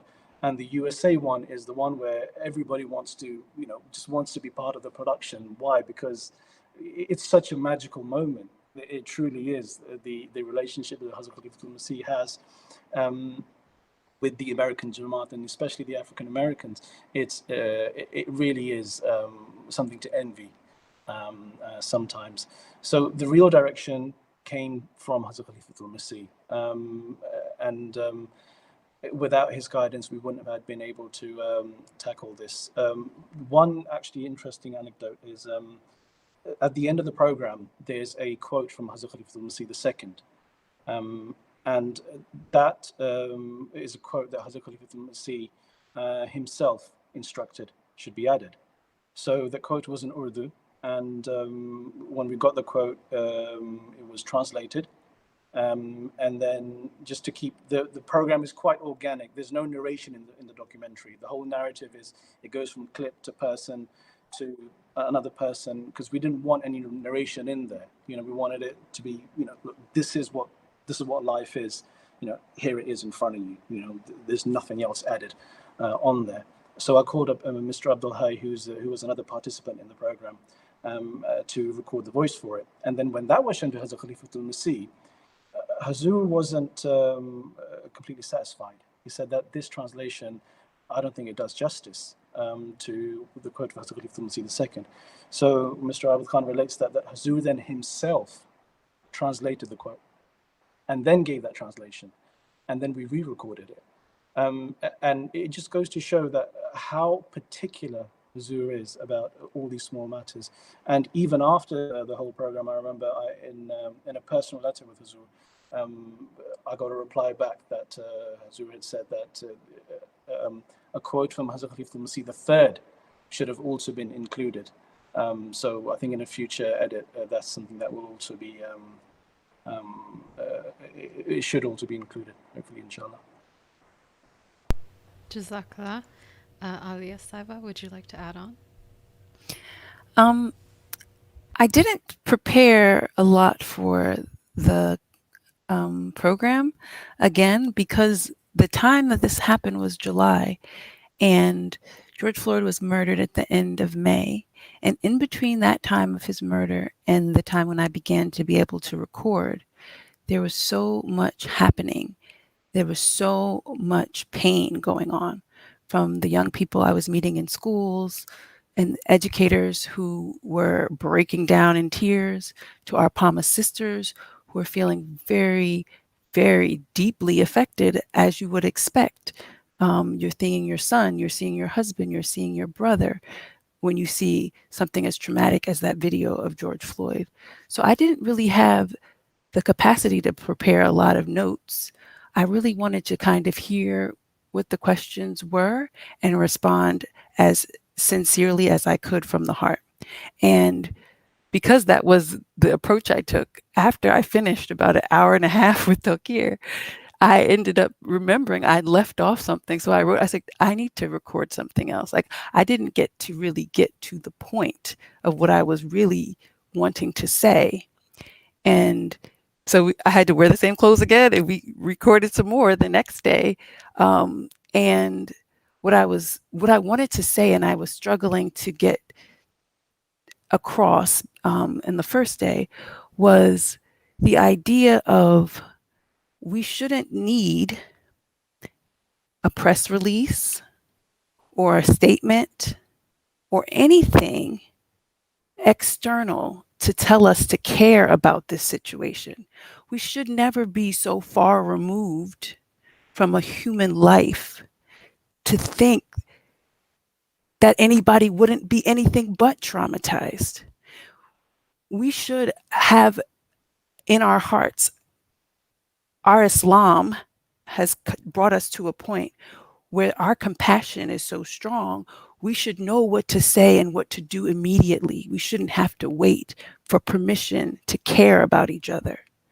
And, you know, when working with teachers and training with teachers, and, you know, one of the white teachers who I work with, who's very active in Black Lives Matter and, you know, wonderful history teacher.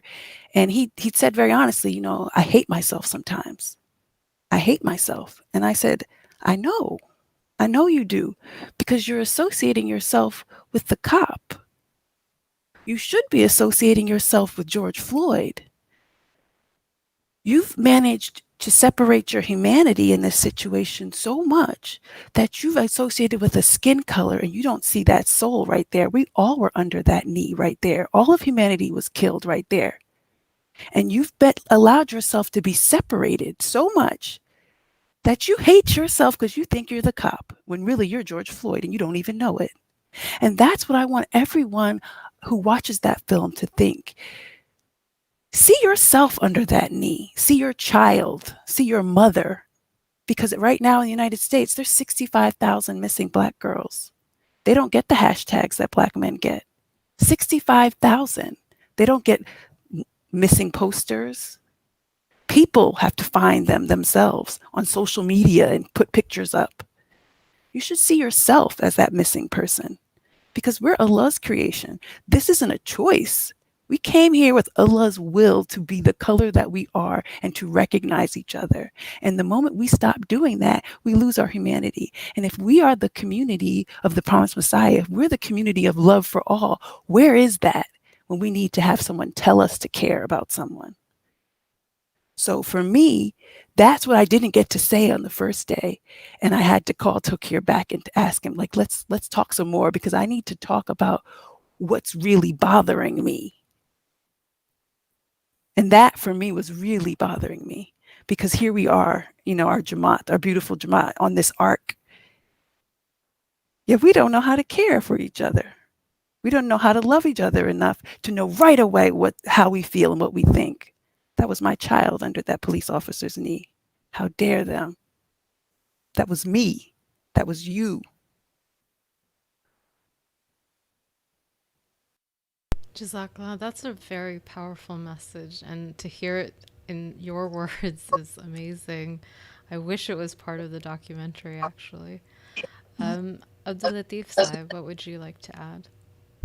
For me, the preparation, again, was not, it didn't take much preparation to prepare for it.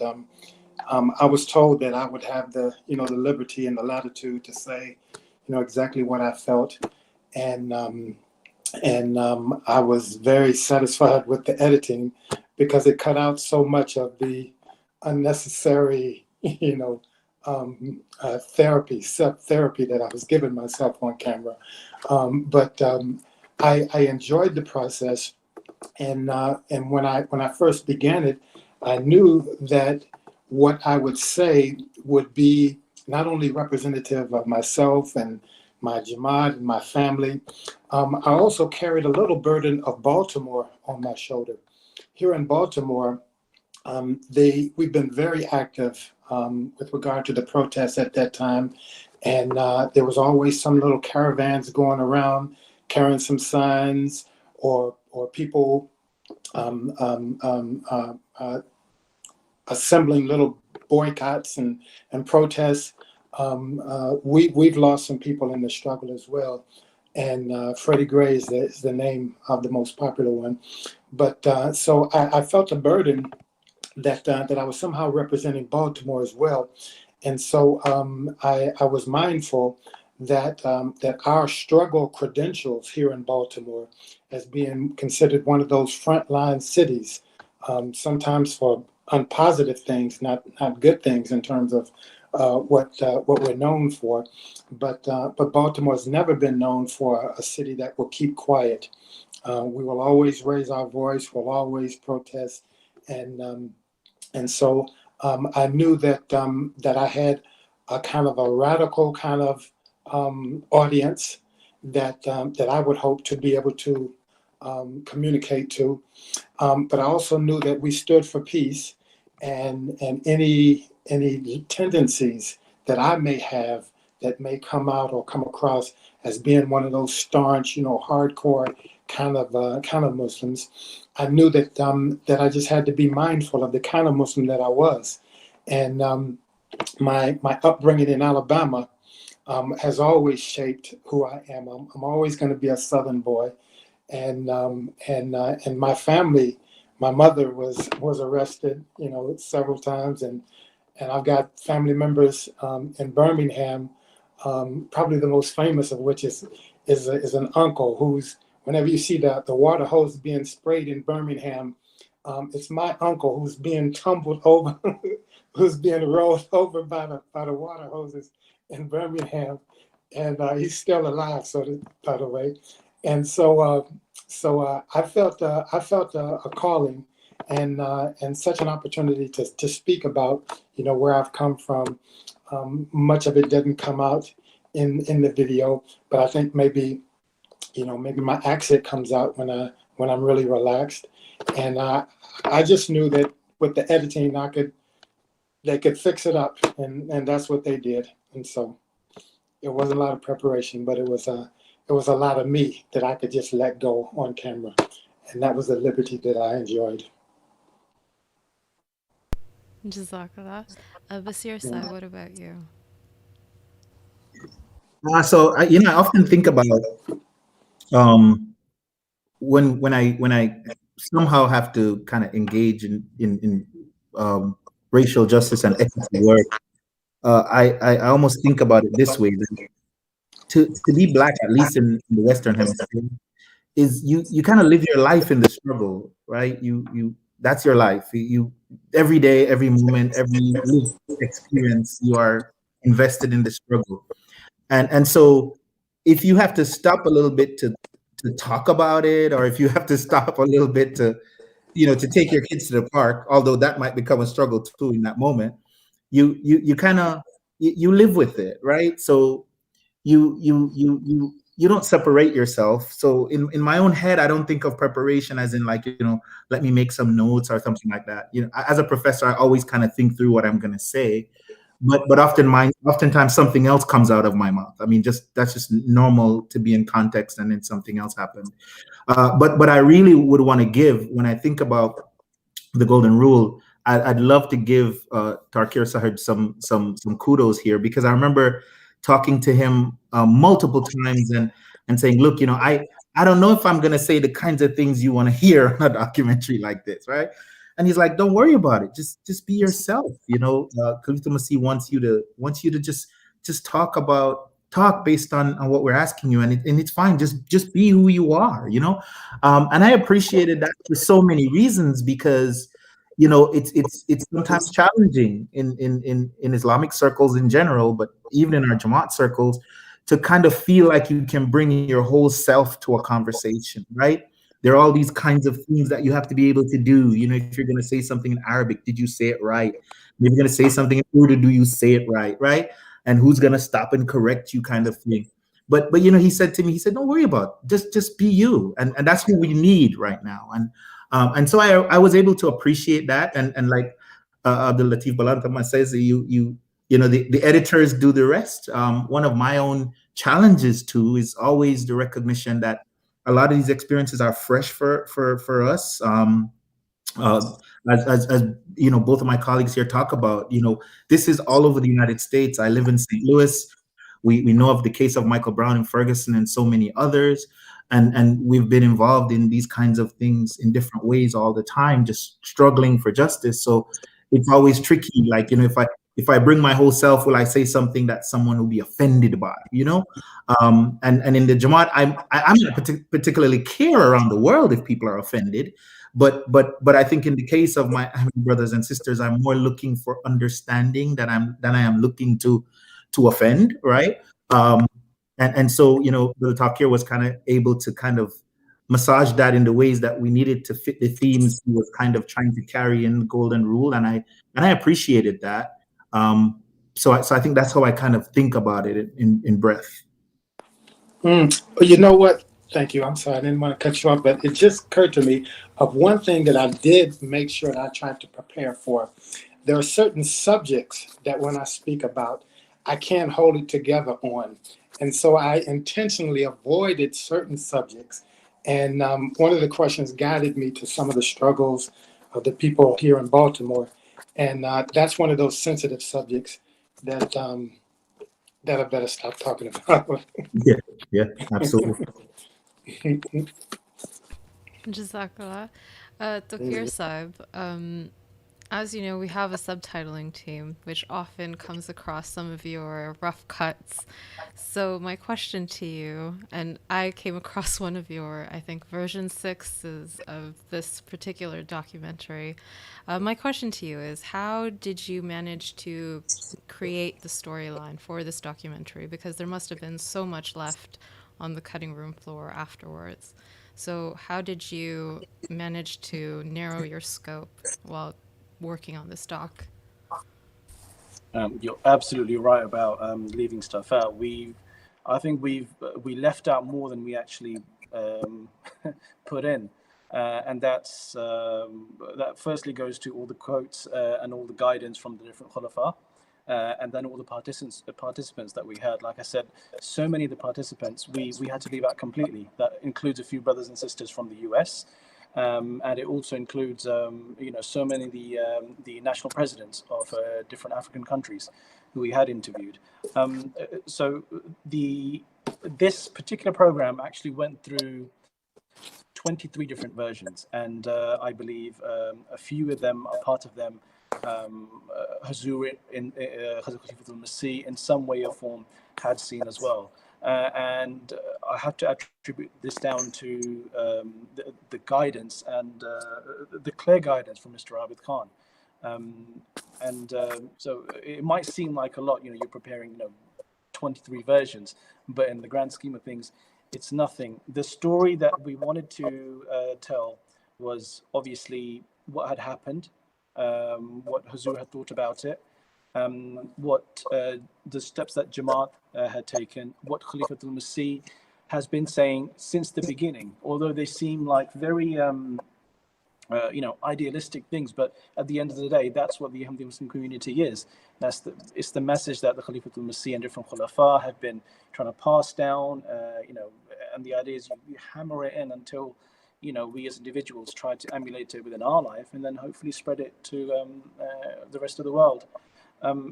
So it was that. And then, like I said before, after speaking to a few African American Ahmadi Muslims, which includes some of the people on the screen right now, we then decided that the larger Ahmadi Muslim community and the rest of the world needs to know, at least in some shape or form, the contributions to Islam Ahmadiyya of some of these early African American pioneers, what they're doing, what they were doing before, what they did before, and what they're doing now.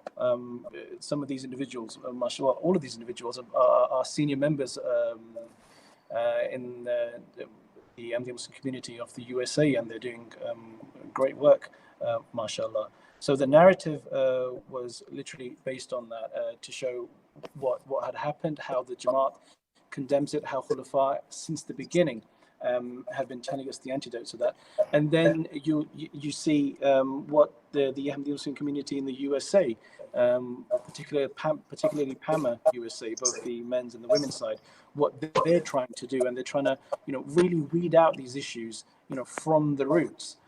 So one of the things that they mentioned was census, and that they're trying to convince people to take part in the census, which I think started last year.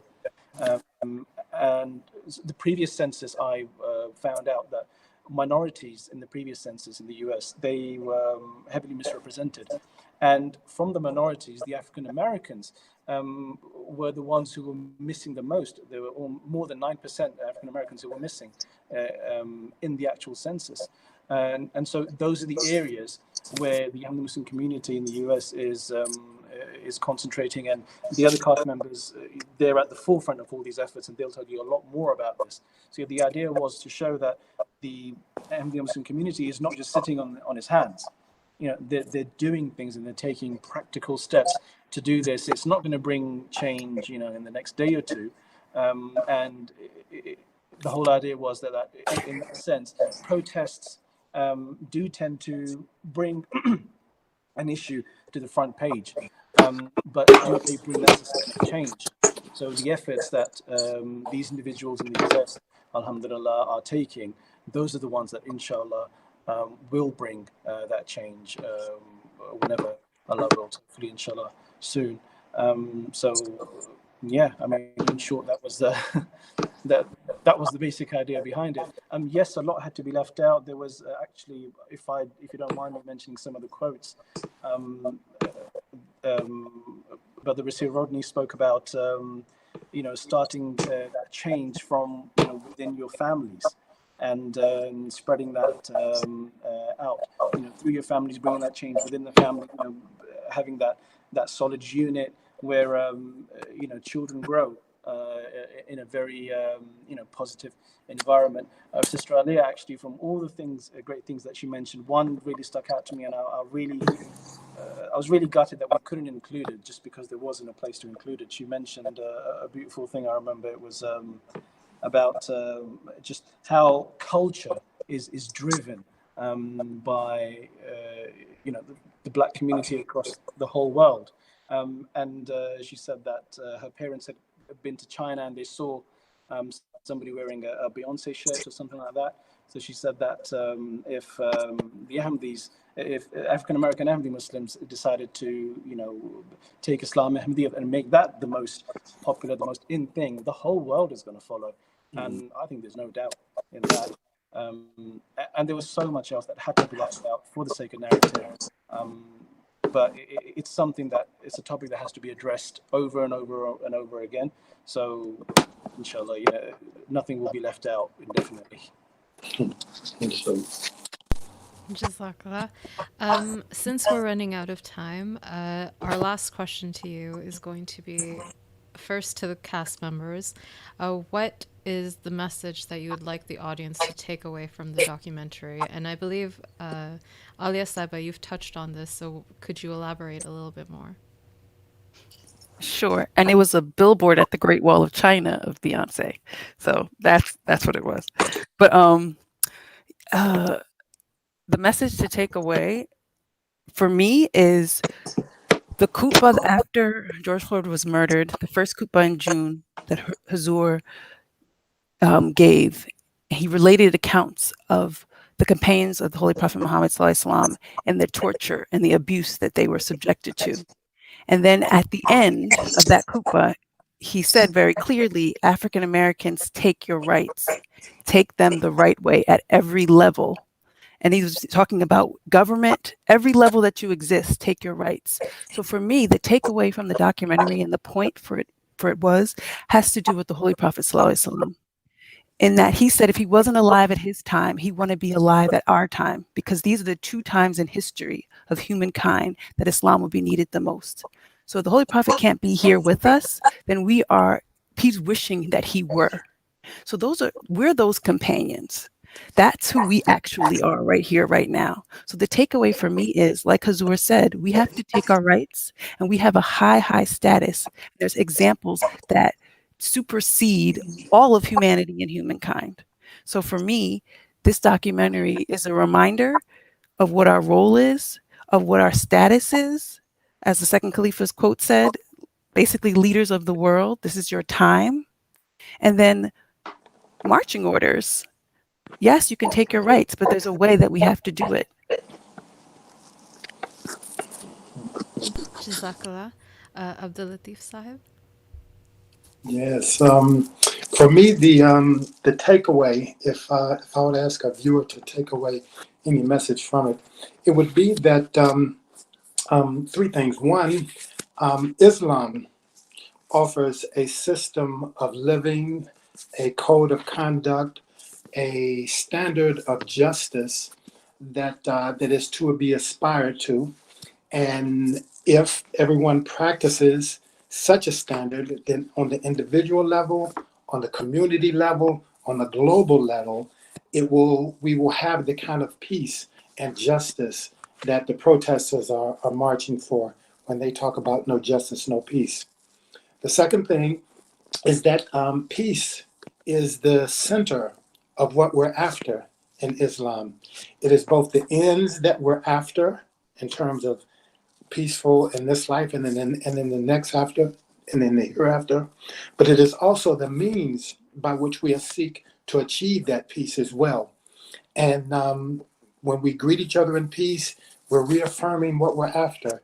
And such a posture for the world would be the way to maintain social order, because that is what follows a common objective of peace. And then the last thing too is that we are, and it came out several times, we are not just any kind of Muslims. We believe that we have a mission to not only save society and raise our standard of justice here in America, but the whole world. And we are actively engaging in such every day. And it is because we have Caliphate.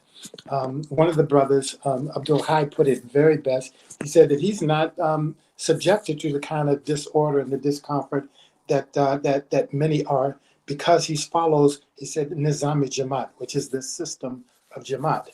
And that is what I would like to impart, to let them understand that the peace that we're after, the system that we follow, and the leadership that we have is the way that they could just join us, and we can remedy all of these global problems together. Jazakallah. And Basir Sahib? So I would say for me, there are a couple of takeaways that I would offer to the audience. I mean, number one, I remember just looking at the first seconds of the documentary, and Tawqir Saab captures without words just the palpability of the lived experience of an entire people. And he does a really good job of it, right? Because I mean, it just blew me away. I kept running around the house talking to my dad and say, "Can you feel that? Can you see that?" Right? So a part of it is recognizing that people are living this experience every day, and if you become conscious of that, and you can't pass it, right? You can't put it on a shelf and then walk away. You are now responsible. You've been exposed to something. You are responsible for seeing it and for being a part of it. The Holy Prophet Muhammad, peace be upon him, taught us. He says, when a Muslim sees a wrong, he addresses it, and he gives us the three pathways through which it can be addressed, and which is the strongest to address it with our hand if we can. And attached to that is a thinking that, every now and then I sit around and I watch some of the older African Americans who struggled so hard in the West. And Stokely Carmichael, also from the Caribbean, he's from Trinidad.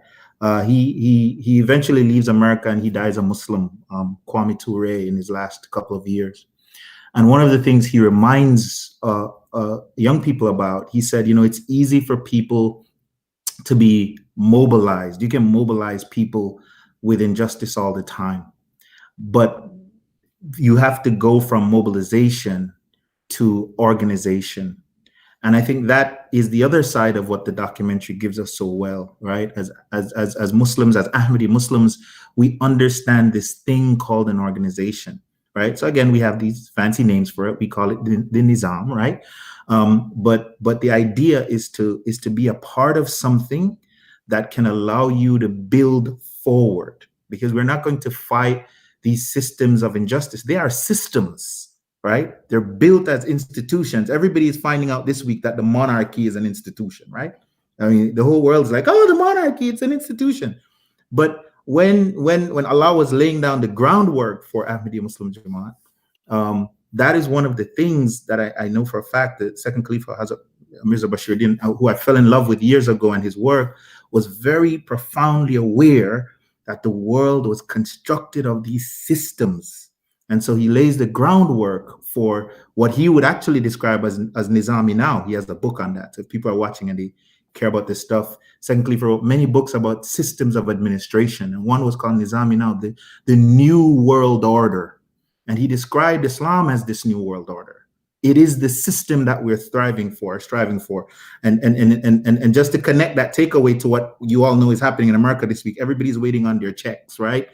And as much as we're waiting on these checks, the fact of the matter is Islam projects a world of justice that is far more profoundly peaceful and more far-reaching than all of the material things that we can have in this world.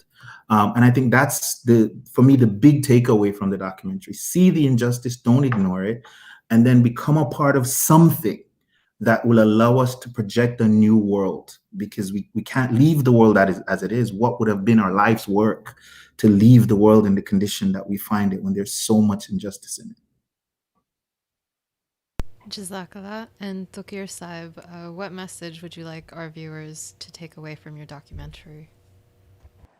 Very difficult to add on top of everything that the cast have said, but I'd only say that the basic thing that Hazrat Khalifatul Masih told us and reminded us through this program, the whole reason he asked us to make this is to remember that one key thing. You know, we're here to remind ourselves and everybody else that we must recognize our Creator, and in doing so, you know, we will be the ones who you know, provide justice not just to ourselves but to others around us. And the second thing is that as viewers of MTA, I guess it is quite common for us to see the persecution of Ahmadi Muslims in Pakistan and a few other countries, and everything else, you know, in a general sense, just kind of pales to that. But like Mr. Basir just said, is that there's injustices happening all over, and we saw with our own eyes what happened in the US with Mr. George Floyd and Jacob Blake and so many others. And the fact that our Ahmadi Muslim brothers and sisters in the US face these things on a regular basis, it's just so difficult to imagine that you know, they have to think about how the police perceives them, how, you know, no matter how well established they are in their lives, and how others perceive them in their society, yet they're staunch Ahmadi Muslims. They're doing everything that Islam asks of them, and they're fulfilling all their duties within the Jamaat and outside. So I guess, you know, it's to learn from the examples of these brothers and sisters, and we've got the teaching of Hazrat Khalifatul Masih that we need to follow. And plus now, the other thing we discovered in this program was that, alhamdulillah, there is a lot of talent in the US, you know, from a creator's point of view. They've got amazing poem singers, writers, people who are so articulate in their interviews and things. And now unfortunately or fortunately, I've got their emails and phone numbers, you know. So if they thought they had you know, enough things to do in the Jamaat beforehand, you know, it's only going to increase now. And I guess, you know, you could just put that down to, again, the wisdom of Hazrat Khalifatul Masih, that he asked us to approach this topic in this way. Yeah, so that would be my 2 cents. Jazakallah. And thank you all so much for taking the time out of your busy schedules to join us in this event. This discussion that we've had has definitely been very thought-provoking, and I believe it'll have given our audience some food for thought. So viewers, we have finally come to the end of our time together. Thank you all for attending the first annual Minaret Muslim Film Screening.